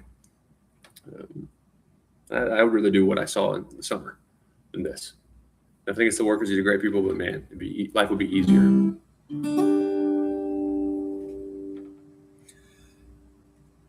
But while I was at JCPenney, that was when I was really big into Malcolm Gladwell. I read some of his stuff, I want to say before, but I was like taking it real seriously and reading his books, taking notes, really applying it, how we should read, not just skimming for entertainment. And a lot of Malcolm Gladwell stuff is studying exceptional people, what he finds from exceptional performers, combination of luck, talent, how they got to develop it, opportunities at early ages. He's really good at finding what appears to be coincidences or irrelevant information to everybody else. And then really diving deep into how that played into the individual's character or personality, whatever made him or her successful in that profession. I mean, lawyers to athletes to studying hockey players in Canada. And I remember thinking, like, if I don't do the corporate thing, this was when I was a junior in college, so I guess 21. If I don't do the corporate thing, wouldn't it be interesting to do something like what Gladwell did? And I know a lot about Malcolm Gladwell. But as far as his work life goes, I know he worked for a couple of different journals, the Washington Post, and he had more traditional type of jobs, which helped him develop his writing skills and understand what's necessary to make it as an author. So I'm like, if I didn't do the author thing like he is now, boy, his background is so interesting. And the things that he came to be an expert on, you know, if he would have just stayed in journalism, he still could have done that. He just wouldn't have been an author, but he still could have had the same interests and met the same people and studied their habits And wouldn't that be cool to study weird out there people that probably weren't supposed to make it? Or maybe people thought they would make it, but most those who thought a hockey player might be big or a lawyer might be big didn't really look at the reasons. They just chalked it up to traditional myths like talent and Gladwell diving deep. This will be a fun career. But I never, when I was reading all those stories, I've read The Tipping Point, Blink, David and Goliath, Outliers, like front to back multiple times. There's a fifth book. Those are the four that I would say that I actually took seriously and took the time to read every word and try to apply it and understand it. But I never was reading all the stories about just weird people or weird lucky breaks, how to maybe create them in the corporate environment, taking those learnings from, unique paths and how can we apply that to a more established conservative path and do well in our own career. I never dreamed I would ever be someone that might be studied. And I still might not be. But on accident, just being so interested in people, I don't necessarily like people, but kind of my take on Grandmasters. After seeing the Naroditsky OD and how Neiman was treated, it's not Grandmaster's fault, but chess as a whole, it's a smart brain. It is a different brain. So maybe I wouldn't be so friendly toward Grandmasters. But as far as an outsider respecting them, wanting to know about them, wanting to support them or see them get more recognition from mainstream, there's probably no one, including chess.com, fellow Grandmasters, chess sponsors that would wish to see Grandmasters be stars like, Weezer. There's nobody that would want them to excel or want them to be understood, in part because I want to understand, I want to excel in what they do, than me. But on accident, I guess, I've kind of ended up, if anything, I would be participating in studies that an author like Gladwell does, and that doesn't mean you have to be famous. A lot of his subjects that he writes about or gets ideas from, that they are not, superstar athletes by any means or musicians that everyone knows. It's just I'm interested in that. Exceptions to the rules. Peter, you're an asshole, man. You really are. And the fact that you watch it is very concerning. All right, I'm going to play my songs, try to get off here. I'm human, but when you run out of motivation, when you're hurting,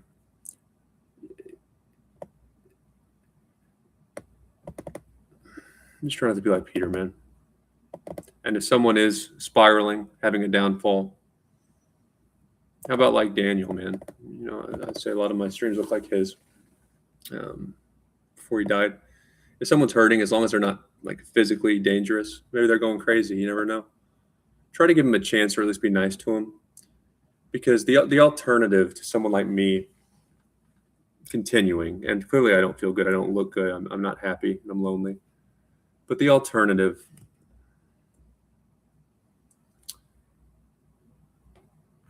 is for the world to operate like Peter. No one tries.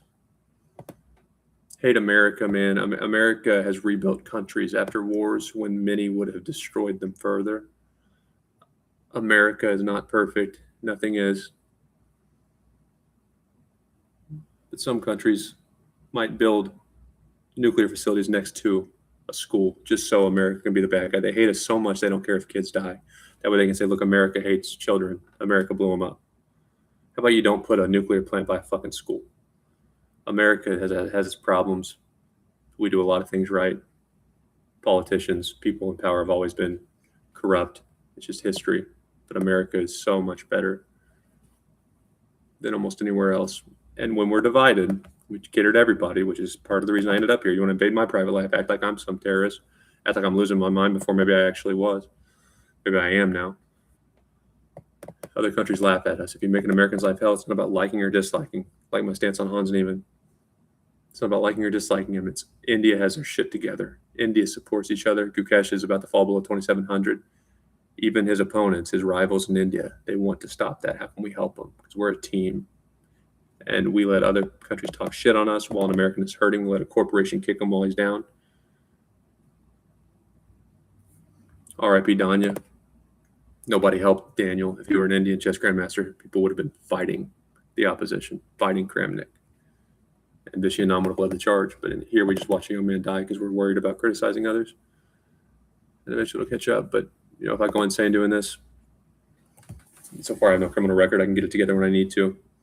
And this is going to sound dark, but maybe some people should talk instructively about emotions. And I'm not complaining. And I think it's the farthest thing from soft, but people can be sorry at a Naroditsky memorial. People can criticize or act like they're perfect. At the end of the day, I'm responsible for my dog Nova, who's 6 years old. That's 6 more years. President Trump is in office for 2 more years. When you love President Trump, I get the same type of Peter comments on my TikTok anytime I discuss the H-1B.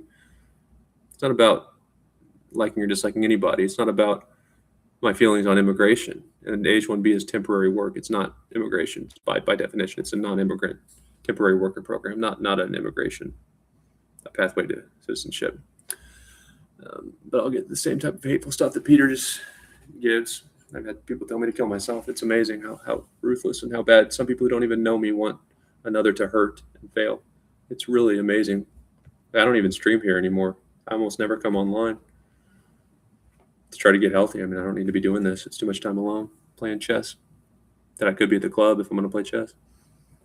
But how does he? I mean, he just comes on to make a comment like that to try to get in my head when we're lonely, even though he's a moron. It's difficult to not let it happen. And when we're, especially during like COVID lockdown, I could have ruined my life.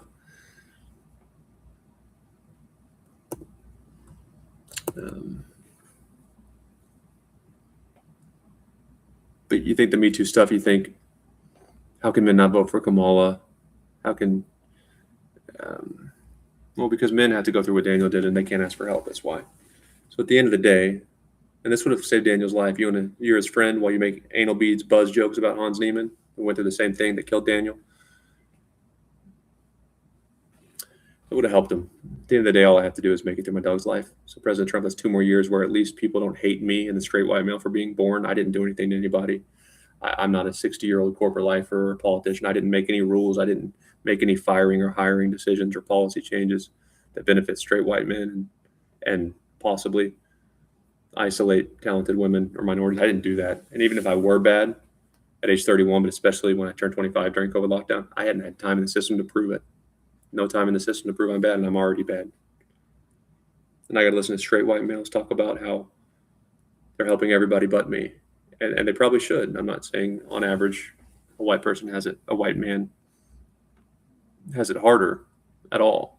Living in a big city has taught me even more of that. I've heard many stories. I'm thankful for the perspective, but still, psychologically, I'm not talking about physically or what,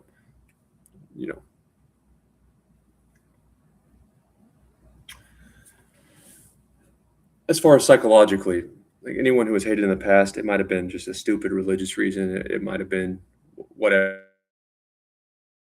It's not right. But that was just an ignorant person, and everyone was doing it. It's not that people in the past who were black did something wrong, and now you're going to pay for their sins. That still sucks, but it's a different type of suck, and that's what I'm going through. That's what a lot of white men. That's why one of the reasons Trump won in a landslide is I didn't do it. Yeah, but white men did it, and you owe us reparations. Is kind of the Democrats' take. But I wasn't there to do it. I couldn't contribute to it. I couldn't have stopped it, and you hate me for existing. And if you want to hate me. But during COVID, there were policy changes. There were celebrations at the White House for Pride Month. But if a straight white male talks about hurting at all and gets fired or gets just tormented, those same Democrats. So, but at the end of the day, yeah, Peter, my downfall is tragic. And just the word choice. Actually, here's a story, which is why I'm probably going to end up pretty happy. Like I'm monotone right now, but I'm not. I don't think I've ever really been suicidal aside from when my TikTok was banned. That was the closest. And I wasn't developing a plan necessarily. That's just the first time in my life where instead of just being sad or knowing my friend did it and maybe I feel like him and just human thoughts that not everyone verbalizes. That was the first time where I'm like, man, I'm not thinking of a plan or anything, because I always, the first thought should be, what if I fail? And I'm just worse off, and I still feel bad. So I didn't solve a problem.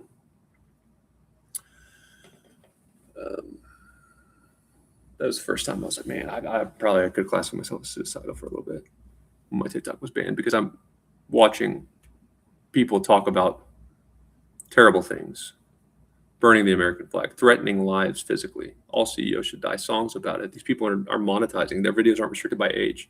But since I'm white, I mean, social media is designed to make money and keep advertising on the platform, which means eyeballs. So I can't even talk about problems constructively, or my voice might get deleted, not warned, not slapped on the wrist, deleted.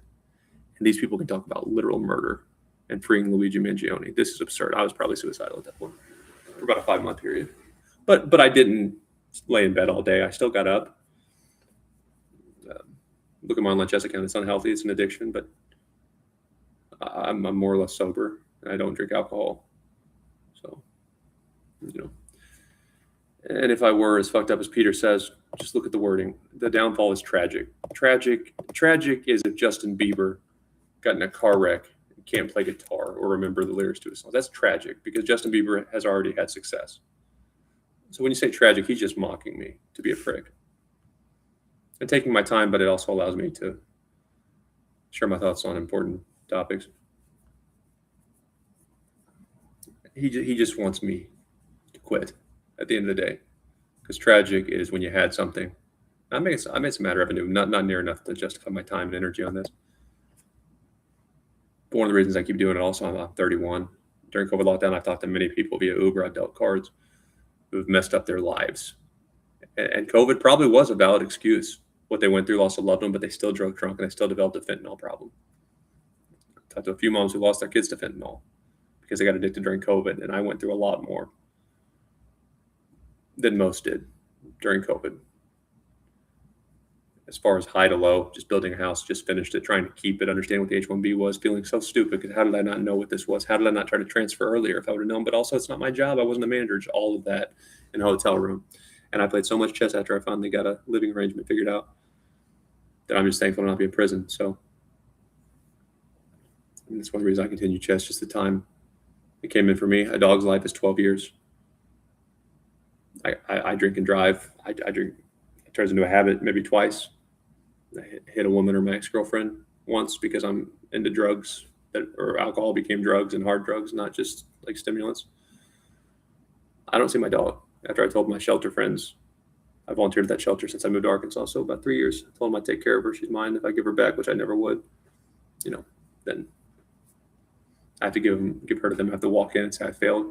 But I couldn't even have done that if I'm in jail. I would have to have my parents do it.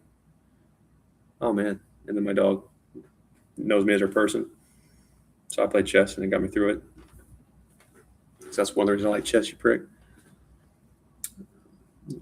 Dog's life is not 80 years like a kid, like a human kid, so I wouldn't even see my dog, who's basically all I have. Your downfall at Morpheus is tragic. Morpheus was one of the best chess players ever. That's why it was tragic. I'm not the best chess player ever. I'm not a big content creator. I'm a former techie with no referral who wasn't even supposed to do that.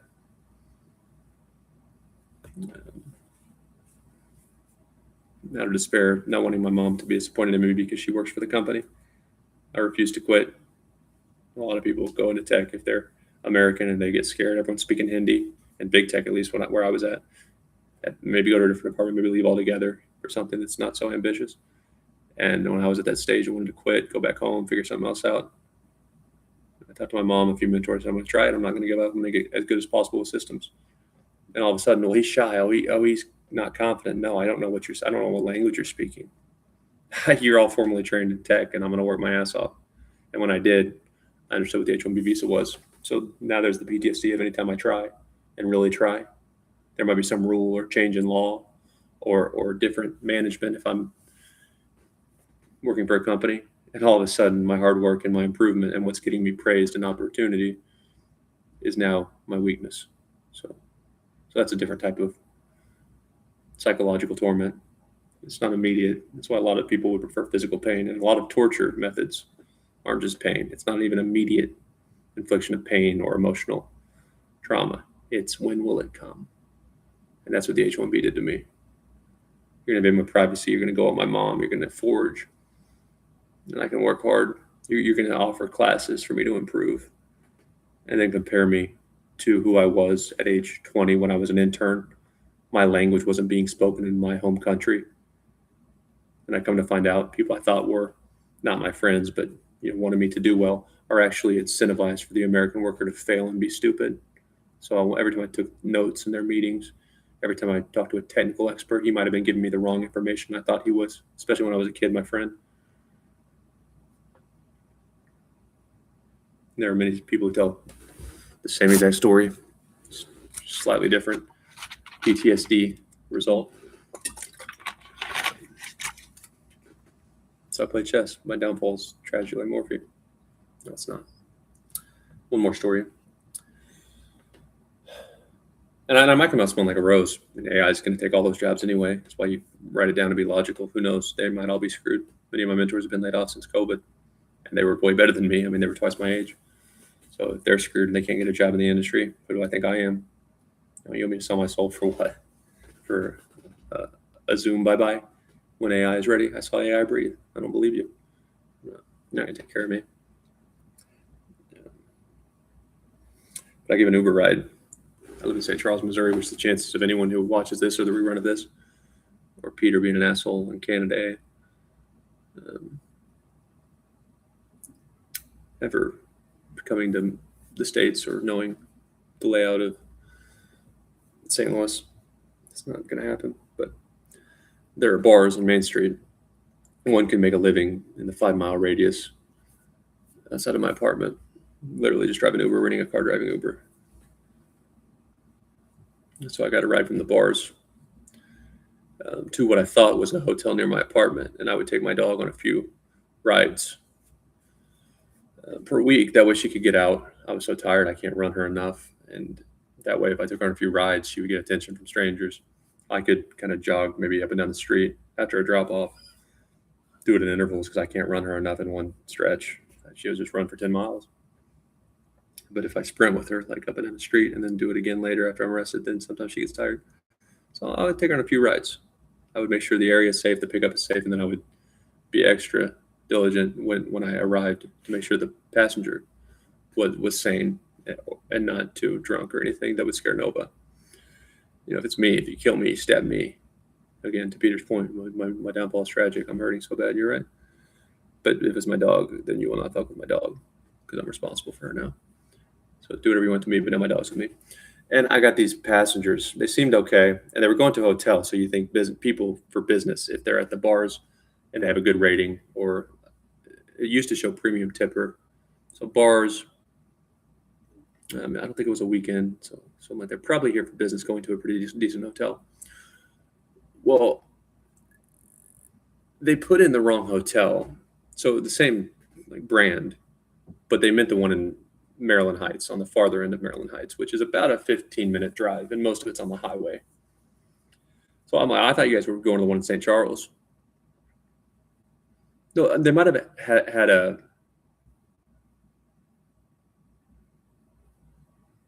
I think they put it in wrong, but it might have been the app didn't show me. I might have just saw the name of the hotel, and that's what I was filtering with area preferences on Uber. That's what it was, because that happens several times.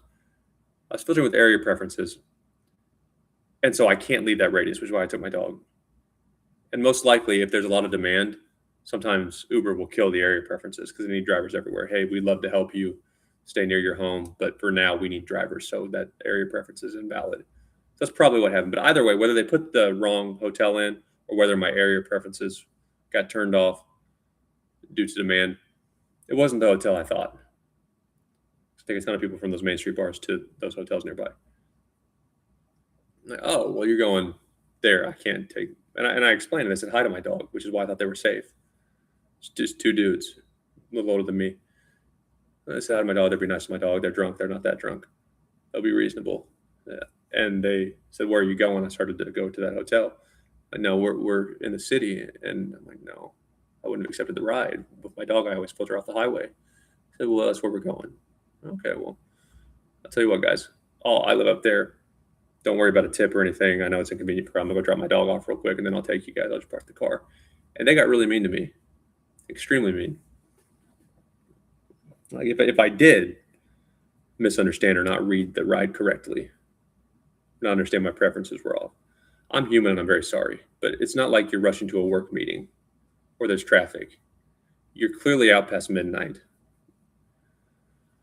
You're from out of town, so probably for business. You have no meetings in the morning, or you wouldn't have been drinking. If it was that important, you wouldn't be out drinking past midnight. You're going to a nice hotel, so you have some money, or you're here for work. Work's paying. It's going to be 3 minutes of your time after you've already spent half the day drinking. I didn't say that, of course. I'll go to my apartment, drop her off, and don't worry about a tip if it's that big of a deal. And I drove a truck at the time, so no one would ride in the back, which is again why I didn't go on the highway. Just like to the bars and just up the road where the speed limit is like 25 miles an hour. And they said, you're not going to your apartment. We ordered the ride, you're taking us to the hotel. I said, I'll take you to the hotel. But if I can avoid it at all, I don't need to take my dog on the highway. At night, there might be drunk drivers, like some hunting dogs ride in the back of a truck. But nah, I'm not doing that right now. And I said, would you like me to cancel the ride? They said, no, we'd like you to take us to and then they got me. Take us to our fucking hotel, the one we're staying at, like I'm stupid. Like I intentionally am taking them the wrong hotel now. And they just got so ridiculous. I pulled over into a well-lit parking lot, which was Walgreens, just in case they tried something. These guys are belligerent. I was wrong here. I assessed the situation really badly. And then I got out of the car because I don't know them. I mean, there's been people get shot in Ubers and stuff. And so I got out of the car.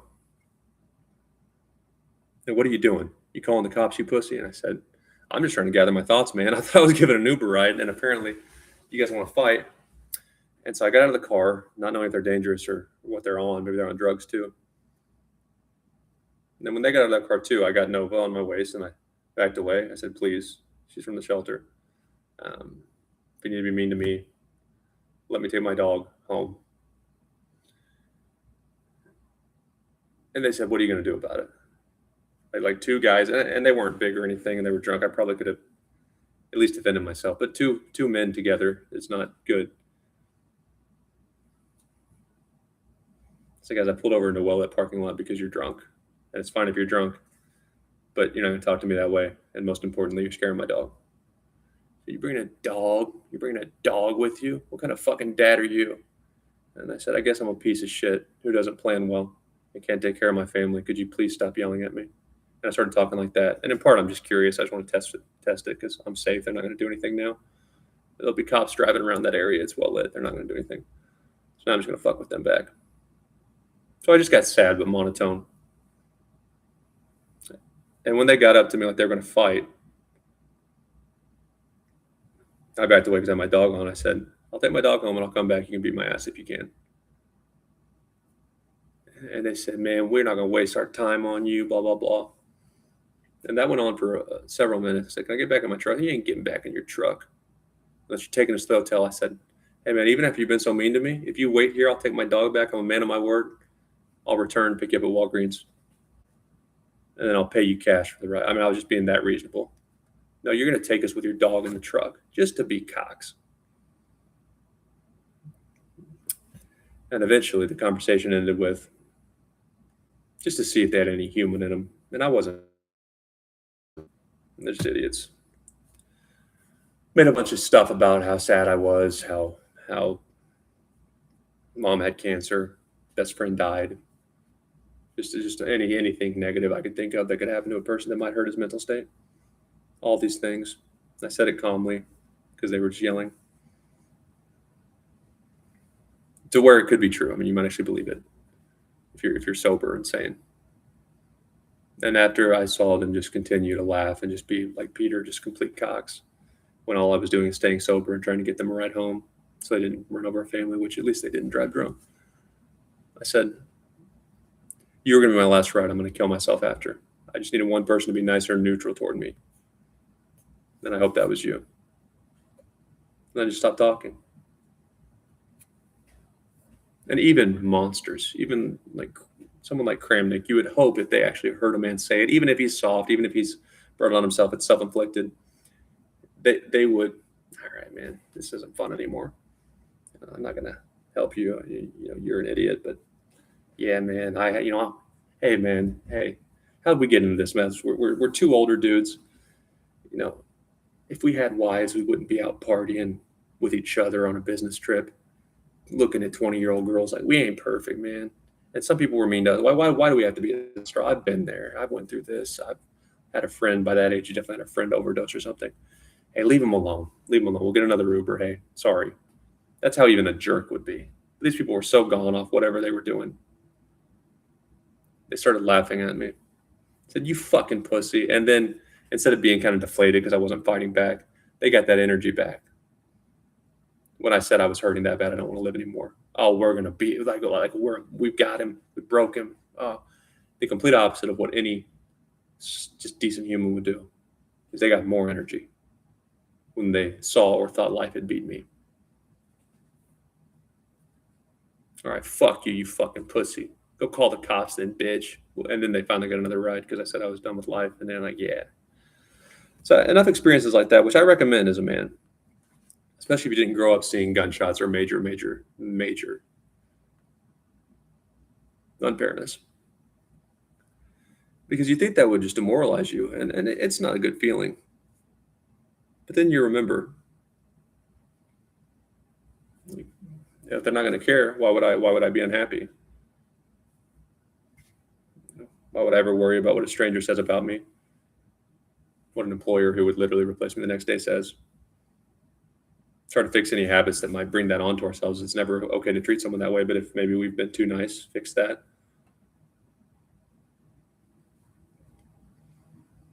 If you like chess or think you can do whatever you're striving for, just because someone is mean to you or watching your downfall is tragic. I'm sitting in my booth. I'm about to go play disc golf. I have no ankle bracelet on. I don't have any parole officers. I've done nothing wrong. Catch the right algorithm. Have someone see my content, believe in me, or say those ideas would have been weird 20 years ago, but just like how much things have changed, for women and just the world in general with AI. Maybe those ideas are what's necessary. Maybe what's weird is stabbing someone at a track meet or shooting a school. Maybe that's weird, but maybe whatever Dayton's done to cope, he doesn't look happy, he doesn't look well, but those ideas actually are very logical. And maybe it's the right time for him. And some of those unconventional ideas might help the world, might get people back on track who are struggling after COVID, might make young men, give them tools to work through dark time instead of ruining their lives or hurting someone else. It might make women realize, hey, yeah, maybe I don't love how some men have treated women, but any woman that feels bad, it's not that deep, and it's certainly not responded to with that much lack of empathy. Maybe we should have some empathy toward men. That doesn't mean that we have to love them or hire them or marry them every time, but yeah, I didn't know what it was like to be a man. And if we don't give people opportunities, even if it's incentives, even if it's a fucking penny, if we don't give people opportunities with as little hesitation as reasonably possible in all aspects of life, the world will turn into Peter. Waiting for smallish streamers who don't even go online that much to play chess just so we can try to break them. Most people aren't crazy, and even those who are have a breaking point. They will quit. No one helped me. No one believed in me. I gave it a shot. I don't have what it takes. If we don't give people opportunities with as little hesitation as possible, only the extremely, exceptionally, generationally talented people will ever make it. Everyone will be bitter because those who might have had some talent but aren't, Magnus Carlsen in chess, they'll just give up. Only takes so much abuse. Even soldiers break. And I don't want to live in a world of Peters.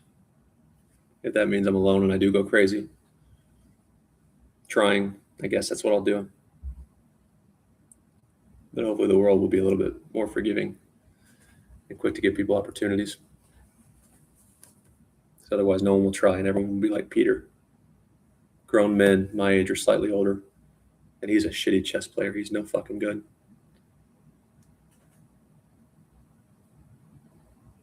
Taking jabs at others who try. And stopping newcomers before they start. And Peter, I think men need to adjust. The call out Me Too is justified. It's the same reason I hate that. One of the many reasons I hate the Me Too. But aside from men just ruining men's mental state at a young age, the other reason is you're really not any better than Peter Jennifer Shadi. I mean that. The Ramirez case, I don't care about the Ramirez case. It's what you allowed beyond the Ramirez case. It's what other women did. And cite you as the reason it's okay. You would rather the world turn into, or men turn into Peters. Just little bitches, ready to knock another man who tries. Average men rooting for other men to fail. Jennifer Shadi and a lot of feminists, you would rather men turn into that than to have some fucking fight. You'd rather go to Naroditsky's funeral and let Peter talk than to have someone like Trump or a man who's independent, won't be told what to do, and is confident get in your face when you deserve it. And you go marry Peter. Because even though, to Peter's point, I don't feel great. I do ramble and I do take some stimulants. I don't mix them with Schedule 1s. I don't take multiple drugs. Where we don't know what we're going on or off, or which one's affecting us, which withdrawals are being caused by which substance, like Naroditsky's predicament. And overall, I think I would rather just be going through hell, feel like shit, as long as it doesn't turn into dark thoughts towards myself. And just have a little bit of a smile when I am doing so well to control my online chess addiction. And then I mess it up, and then instead of stopping, I mess up my over the board rating too. And then just knowing, hey, yeah, but that time I went this long without screwing it up. I went this long focused. I got this much better. I worked with the Grandmaster Residence this many times, and I was prepared for it. And now I'm going to do it again. I'm going to rebuild it better. And damn, I'm tired. And damn, that was stupid, Dayton. Damn it, why'd you do it again? Why'd you play today? You played too much. Even a 20-year-old rested can't play this much.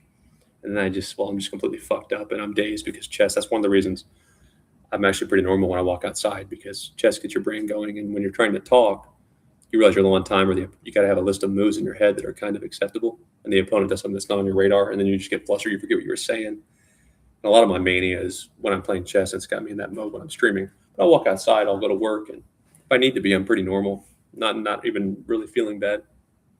If I put my thoughts together, I limit my subject. Still after my worst days since COVID, I mess it up like that.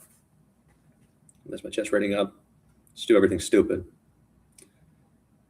I just like, it's like accidental positivity. Like accidentally, when we're talking to ourselves, you idiot, you messed up, you ruined it, you had it going for you, and then you blew your opportunity. And without even having to override that negative thinking, it's like the positive part of my brain just comes back and says, yeah, but nobody else would have fucking showed up. And all you got to do next time,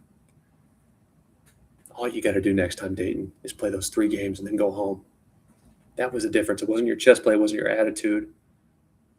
It wasn't your excitement. You weren't scared. You didn't panic, use your clock well. It was just that all you have to do next time is everything the same and then go home Saturday morning instead of calling the St. Louis Chess Club and playing exhausted. And you're there. Good job. And someone like Peter is just a fucking loser. Is going to be a bum. The chess pupil. He'll always be the chess pupil who talks shit on other chess players, talks shit on America and Daniel Naroditsky instead of having empathy. He will always be the chess pupil who will pretend to care about Daniel, or we empathize with Daniel Naroditsky. And then I could be going through exactly what Daniel was psychologically. Google the H1B visa, look at me talk. My streams long before Daniel was even defamed. And then look at Daniel. And someone like that just wants to appear a good person to get sympathy. And oh, look how nice Peter is, which nobody cares about Peter. He's nobody. And then he'll do it to somebody else. A young man Daniel's age, rest in peace, Daniel. That's my profile, that's my bio, dude, because it's so sad when young men feel that way. And it's not constructive. It's not, hey, Daniel, you okay, man? What's going on? Not genuine care. If I ended up in a casket like Daniel tomorrow, the chess pupil who's empathizing with Daniel and how sad it is for young men to hurt, yes, he quit. Couldn't take it anymore. And I will never lose like that. I might lose. I'm not going to lose like that. I don't mean Daniel Naroditsky was a loser. I don't mean that at all. But quitting like that, I will go insane. Because Peter couldn't hype himself up and lie to himself enough to think he can do it. Though I have my problems, I definitely have my insecurities. I definitely am not excited about the world I'm living in as a man right now. Like, I'm in love with Alexander Botez. I would never act on it. Actually, it's complicated because of her buzz jokes about Hans Niemann. That's not a friend. That's a selfish bitch who's got too much attention online and thinks she's a little too hot. Not too long before Niemann was defamed, which killed her other friend, Daniel Naroditsky. Literally the same thing. Niemann was in a video with the Botez sisters playing Andrea Botez for a date. And then when he needed a friend or anyone to be neutral, like I said, you don't have to be nice. You got to be neutral sometimes. Don't be someone's last straw. Imagine Niemann looking up, I don't have any friends. This person won't call me. This grandmaster doesn't trust me. This grandmaster probably does trust me, but I don't know who to trust myself. And they're associated with chess.com. So even if they like me, their career, they don't want to risk their money and opportunity in chess. So is there anybody? I'm not even going to call him. I'm just going to watch that video of me and Andrea. Oh, well, Botez Live has something new. Buzz, buzz, buzz. Did he do it? I don't know. New evidence shows there's no evidence. And then Daniel Naroditsky, so sad. That's not an attractive woman. That's a 2. Alexander Botez is a 2. But as far as like me getting into it during COVID, I was single again. My age, learning chess, getting into it at the right time. Well, I literally watched her and Daniel Naroditsky for a while.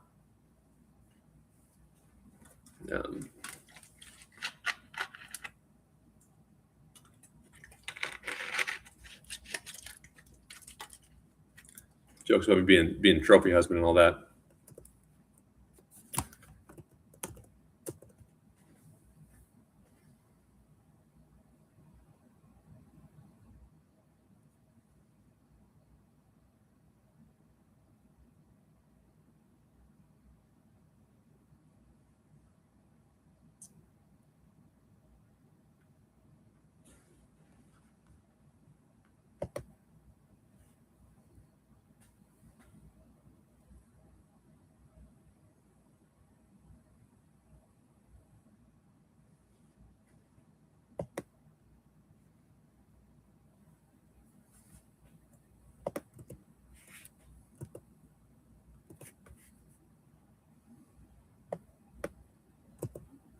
My video is 145 minutes long.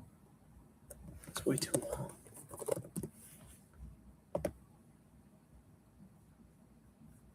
It's way too long. How is it that long?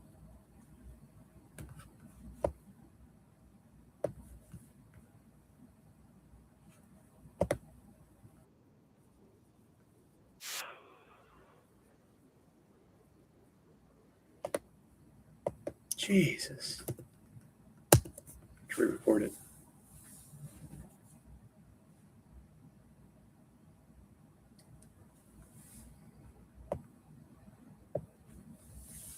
Just realized I recorded an hour and 45-minute video. It was uploaded finally, and I forgot what the fuck I was saying.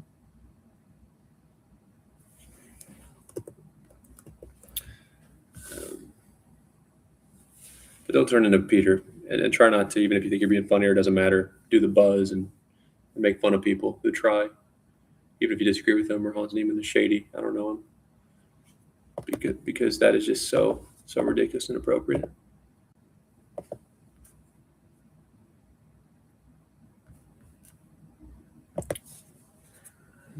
Trying to be someone's last straw. All right. It was exhausted, as you can see, but I wanted to get this recorded so I could relax before going back to chess. And then I'm gonna watch my fucking video.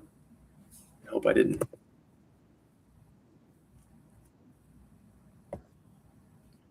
Waste my time. I try to do it in an hour.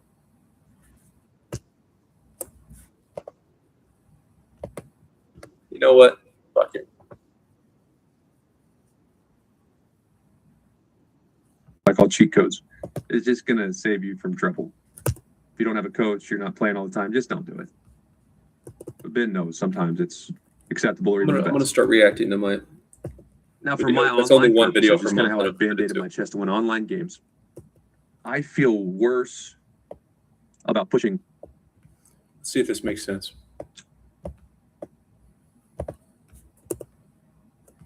Play my songs, finish what I started. I'm gonna watch this. I'm gonna enjoy my day.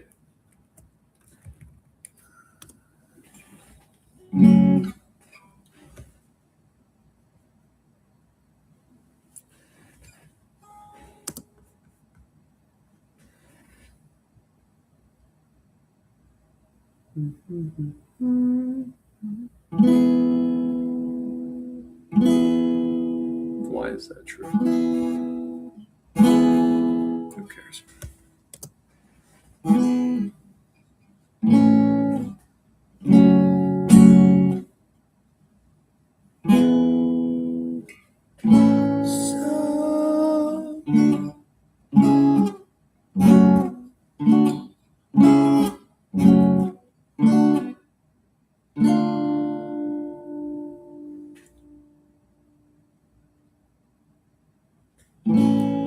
Oh, hey, oh, I look just like Buddy Holly. Oh, oh.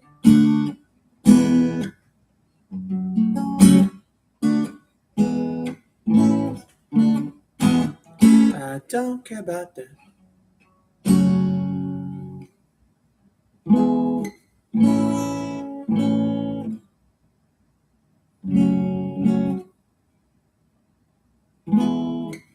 Guardian.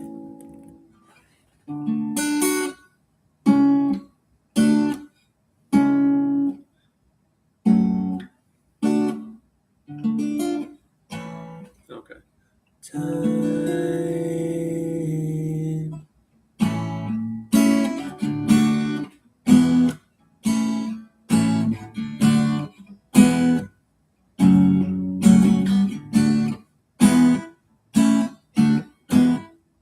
Oh, no, I don't.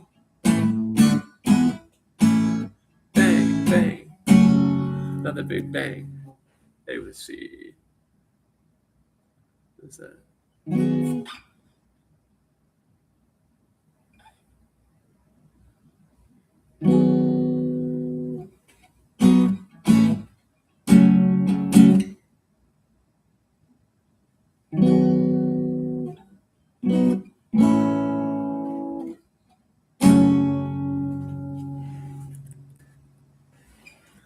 Oh, hey, oh, I look just like Buddy Holly.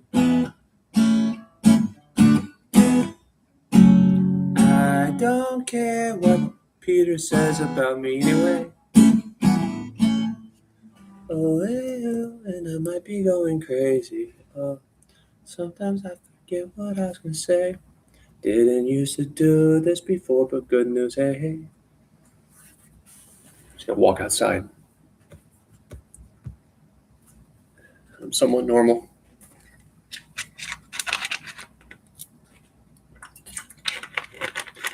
I take a break from chess, which every now and then I do. About 2 days. That makes sense again. Kind of happy. Just gotta figure out how to balance it with life. Okay. I'll play that song for.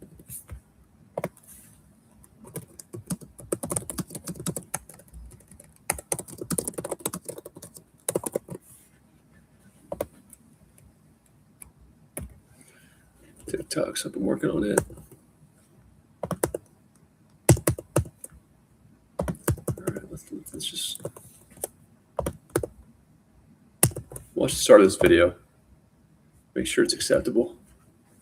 Because I felt pretty good when I was doing it. I didn't realize it was an hour and 45 minutes long. Is over.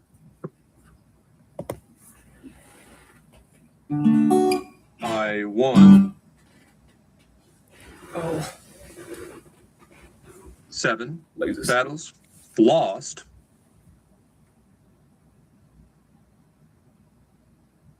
Whoops. 6 and drew 1.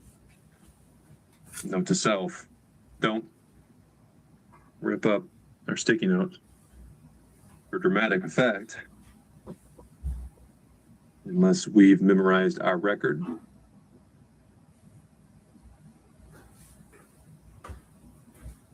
I have a dream. No, this straight white male Dayton. DEI was necessary. You don't have it hard. I might not have had it hard, but I do have a dream. My dream is See, happiness and normal not life as doesn't give you the smile. certainly not as Give you a different type of unselfish smile. as I'm just being silly. I Martin don't have Luther time King right to Jr.'s. edit them like I used to. But I have a dream that one day I'm not young. It's not COVID. one's A character, passion, kindness, little bit of ad revenue is cool. Have you made it? or not? talent, It doesn't get you the work smile. ethic will matter more Like artists, like singers who are than a badass uncomfortable thumbnail. hearing their own songs in their own voice. It's a different type of smile. It's like, yeah, it's me though. That's what I was supposed to do. Of me and my Call me out. dog Nova I'm interested in chess more than I am. More at than I hate Saturday chess. morning. Do whatever you want to me. That's fine. That's fine. Chess at Pocket Park in downtown St. Louis. Yeah, I'm tired. I'm hurting. I'm lonely. That's legit. And that just kills people like Peter. That kills corporate lifers If you didn't know any better, who think they can break policy and that they're Sam Walton. For that Sam thumbnail? Walton, Sam Walton, Sam Walton. you'd think You're not even a VP, bitch. I Who planned do you think you on are being a breaking the law, YouTuber not following my policy? Who do entire you think life. you are? And this smile like kills. Mr. Beast, Because if Jimmy, it's genuine either gonna make happiness, or be homeless. yeah, He they're wasn't meant for stupid. school. We're not That's going all I to wanted hurt to do is them. be Mr. Beast. We're not going to waste our time All I on wanted to this do was genuine create happiness. Just videos. That's all I wanted to do was inspire others, Dangerous. help the world, feel less alone, donate, start a But if you business. broke them, Yeah, Dayton's got that in him. Did you see that thumbnail? that's what they want. They want I you to lucked quit into the Cush corporate life or turn into them. fresh out of college Yeah, after even a 2 fake summer smile, even going to internships. another It was going corporation well or until the world shut down or and bit- AI. bending over and Uh, doing. Yeah, we got him. So I was trapped inside We got him. during COVID lockdown, like we all Happy were. smile. Couldn't That's a Interview comfortable 9 to 5 for new jobs in He turned person. into us. He conformed. We in win. despair. I was watching beat YouTubers and Or if they break you too much and you don't conform. quickly was reminded I don't like stupidity, which led me to chess channels. There you go. That's why I didn't try. I had no referral. So That's why I didn't here I am. pursue something out of the ordinary when I was 25. My mom told me not to. And she was right. Because look at what it did to Dayton. That's what they love. He completely gave up. And unfortunately, But what's this? He doesn't the make professional sense thumbnail sometimes. does get us I watch his farther. videos and I still watch his videos because I just Then- think he's fucking crazy. How much abuse can he Good take? ideas Yeah, he's hurting. or skill. He's too tired. Look at him. He's So I'm going to play the game. But even though we can tell he's tired, he's showered. Didn't finish his jokes. Maybe it doesn't Play a lot even of make games. sense that time. He started a point and it was clever. Not- Lost it. He's So let's be popular. But he got in the shower. He's still showing up at the chess Thumbnail club, game. Chess battles. and a part of him is still content. Even though he's not happy. entendre. Double Look at him. He's fucking singing. He didn't grow up. It's He wasn't funny. abused. He didn't come from poverty. Where did he develop this? I know He what likes you it. came here to see. Do, do, do. If you Look a at him. freak, then you're coming He home likes with getting me. beat. I think he's addicted to abuse. I think I he's know sick. what you came here to do. So bust it open, let me see you. It's going down. We want the forever. happy Do, smile do, because do, he do, fit in do. with the Joneses. We want him in a casket like Daniel. Yeah, so I'm a We're chess not player. monsters. We just want him overdosed. A little too white and nerdy to make it in the rap We want him to game. be a failure. We want him to have a bunch of DUIs because he didn't do what we wanted. I'd But they Overdose hate on that. drugs if I were in the spotlight for too long. They hate that. But I'm a tad. Hurting, you know I'm hurting. And my smile is because I was supposed to do this.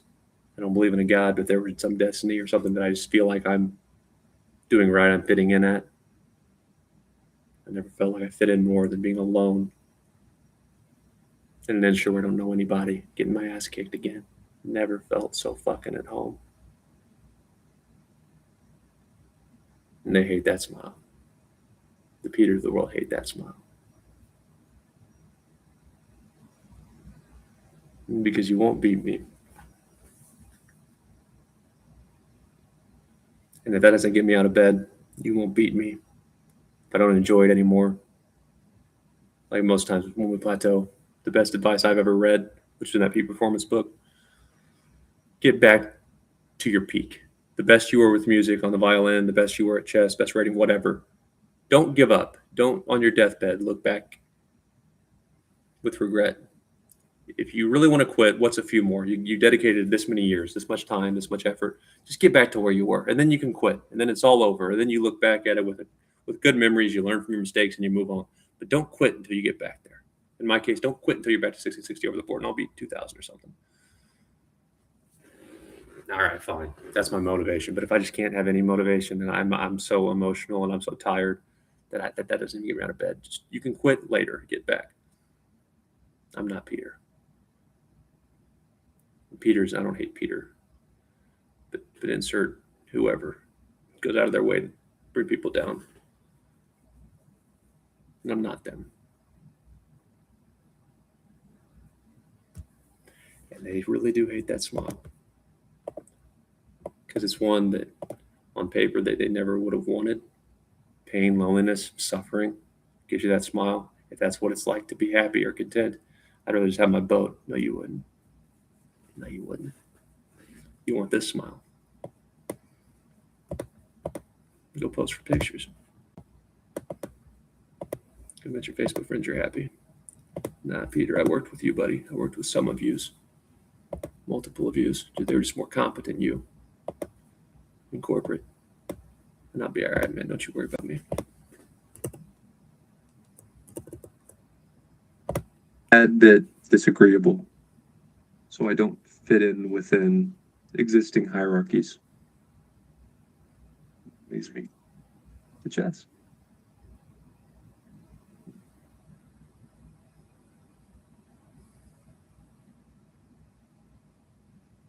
Because I am a little white and nerdy, I wanted to make sure I was precise. I had to Google these baller lyrics by Flo. If we were friendly, you might even call him Rida. Now, Flo Rida is talking about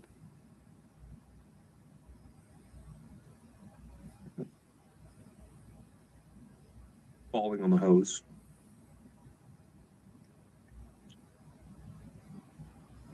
And double entendre, based on my research, I know what a double entendre is, it's that. But in the context, it wasn't making sense. So I had to dig a little bit deeper. Let's peel back the curtain, debug, if you will. You know, it's fun. It's fun to really get analytical. So in this context, when he said double up Tonkas, at first I was hearing double up on you, but I looked at the lyrics, it's double up Tonkas. Tonka like a truck. I also found a Tonka guitar, like a brand of guitar. But double up Tonkas, does Flo just want to buy another truck? It's more of a conservative country fetish than a rapper. But he just couldn't find anything that rhymed with entendre. Which is why he kind of twisted the meaning of Tonka. Instead of a massive vehicle, heavy duty truck, he is using the term Tonka, double up Tonka, to indicate he is going to make a lot more assets so he can properly impress the host. It'll make more sense when I sing it. Just watch.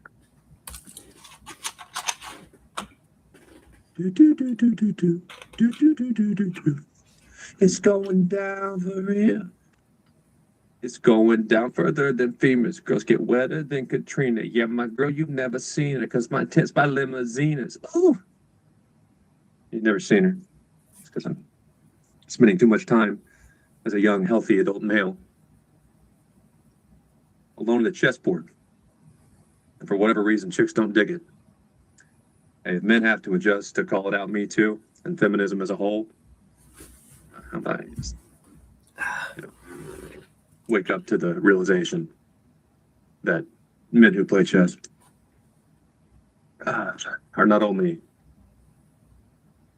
extremely handsome, but competent because I can't They're talk. not. They're so toxic. No, I'm an no, exceptional it's- listener. My touch say it's the Midas. We the plus your man a minus. My team blowing on that slam, make you cut. That's bronchitis. Put your hands up. Ooh. It's a stick up. No more makeup. Get that ass on the floor, ladies. Put your lipstick up. Double entendre. Double entendre. While you're hating, I get money. Then I double up talkers. And here's the genius behind this poetry. Maybe this did go an hour and 45 Sorry. minutes. It's been 10 minutes on the intro. That's supposed to be Where's the double entendre? pretty short. Yeah, here it is. It's a stick up. Put your hands up. It's a stick up, like robbing a bank. But as Google explains, it's also more risque, socially inappropriate, suggestive, which is he has a boner.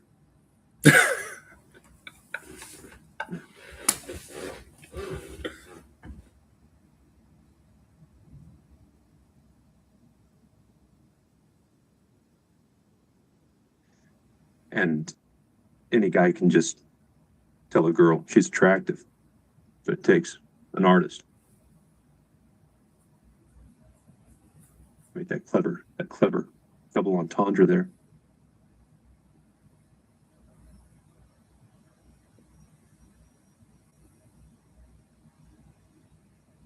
So, amazing thumbnail. I'm going to play the game. But really, I'm talking about chess because that's what I'm into. Let's get serious. My dog Nova is waiting outside the booth because she thinks we're studying. She's not wrong. I'm gonna Nova.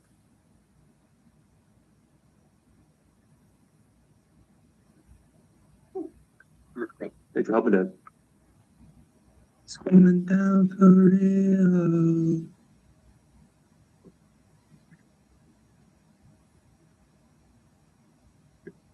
Two of my 14 games were one-sided. I didn't include those.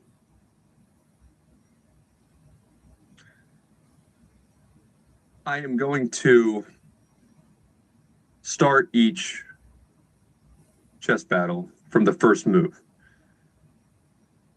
and then play it until the key moment or learning point arrives. The other approach would be how it is now. I fast forward the game to the sequence which is critical and or instructive. And I go back and forth on which would be best for these monthly over-the-board chess recaps because I sell this channel as How it is now doesn't make sense. kind of a cheat code. Yeah, grandmasters are the cream I of the did one crop retail, and so I'm meant professional to have chess All at the content beginning from the start. That's how it was during my first take, but not a big enough. is what I would prefer. We did But the whole video. they're so far removed from the beginner days.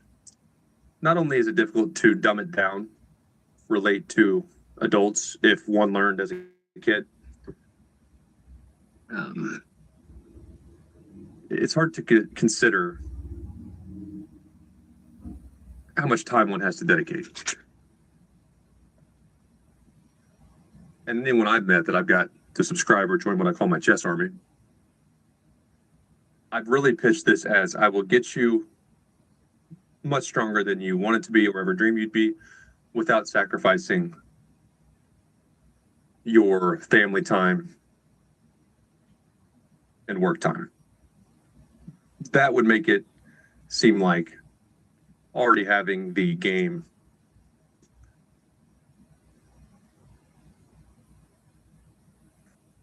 fast forwarded to the position I want to focus on. That would make that approach seem right.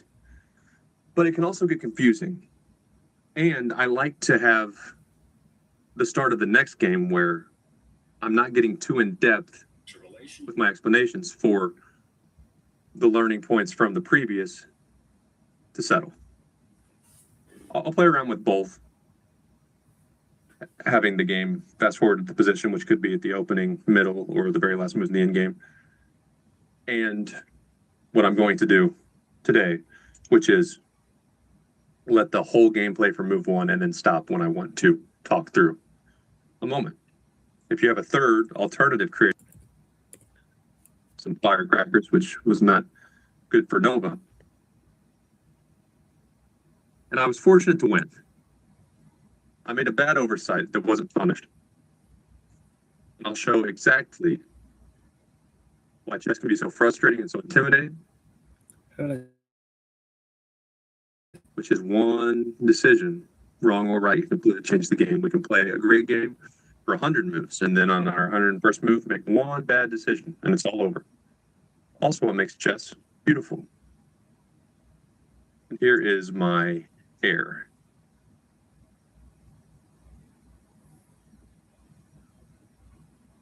My opponent's playing well for 1400. And the human in me doesn't like that. And I'm going to watch this. Because I ever since I've been learning chess,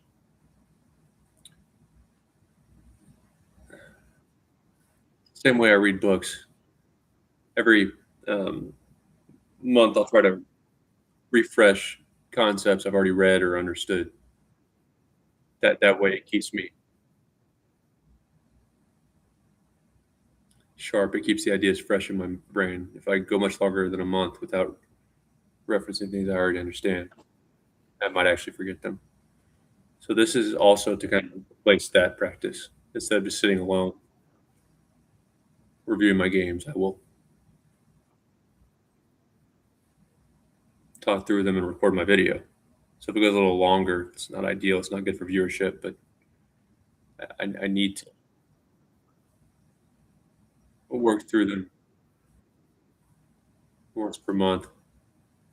First time I get the moves and my own mistakes in my head. Second time I'll spend sometimes an hour on a game.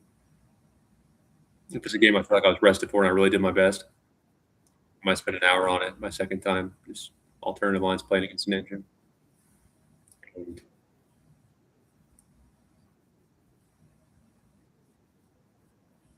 then once a month I'll just pick some games from the past, maybe even years ago, to review. So they remain in my memory somewhere. Worst case scenario, I spent too much time talking about these games, but at least I'm working through problems, thinking about how I can play it better. No big deal.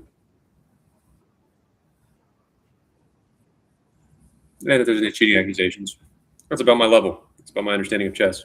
Nothing more, nothing less, but yeah, clearly it's competent. All right. So don't end up like Peter. Try to be a normal, happy person, but if you can't do that, go insane. Isolate for however long you need to figure something out. And don't be a quitter. Life is perfect. And I will try to stay off here so I can enjoy my summer.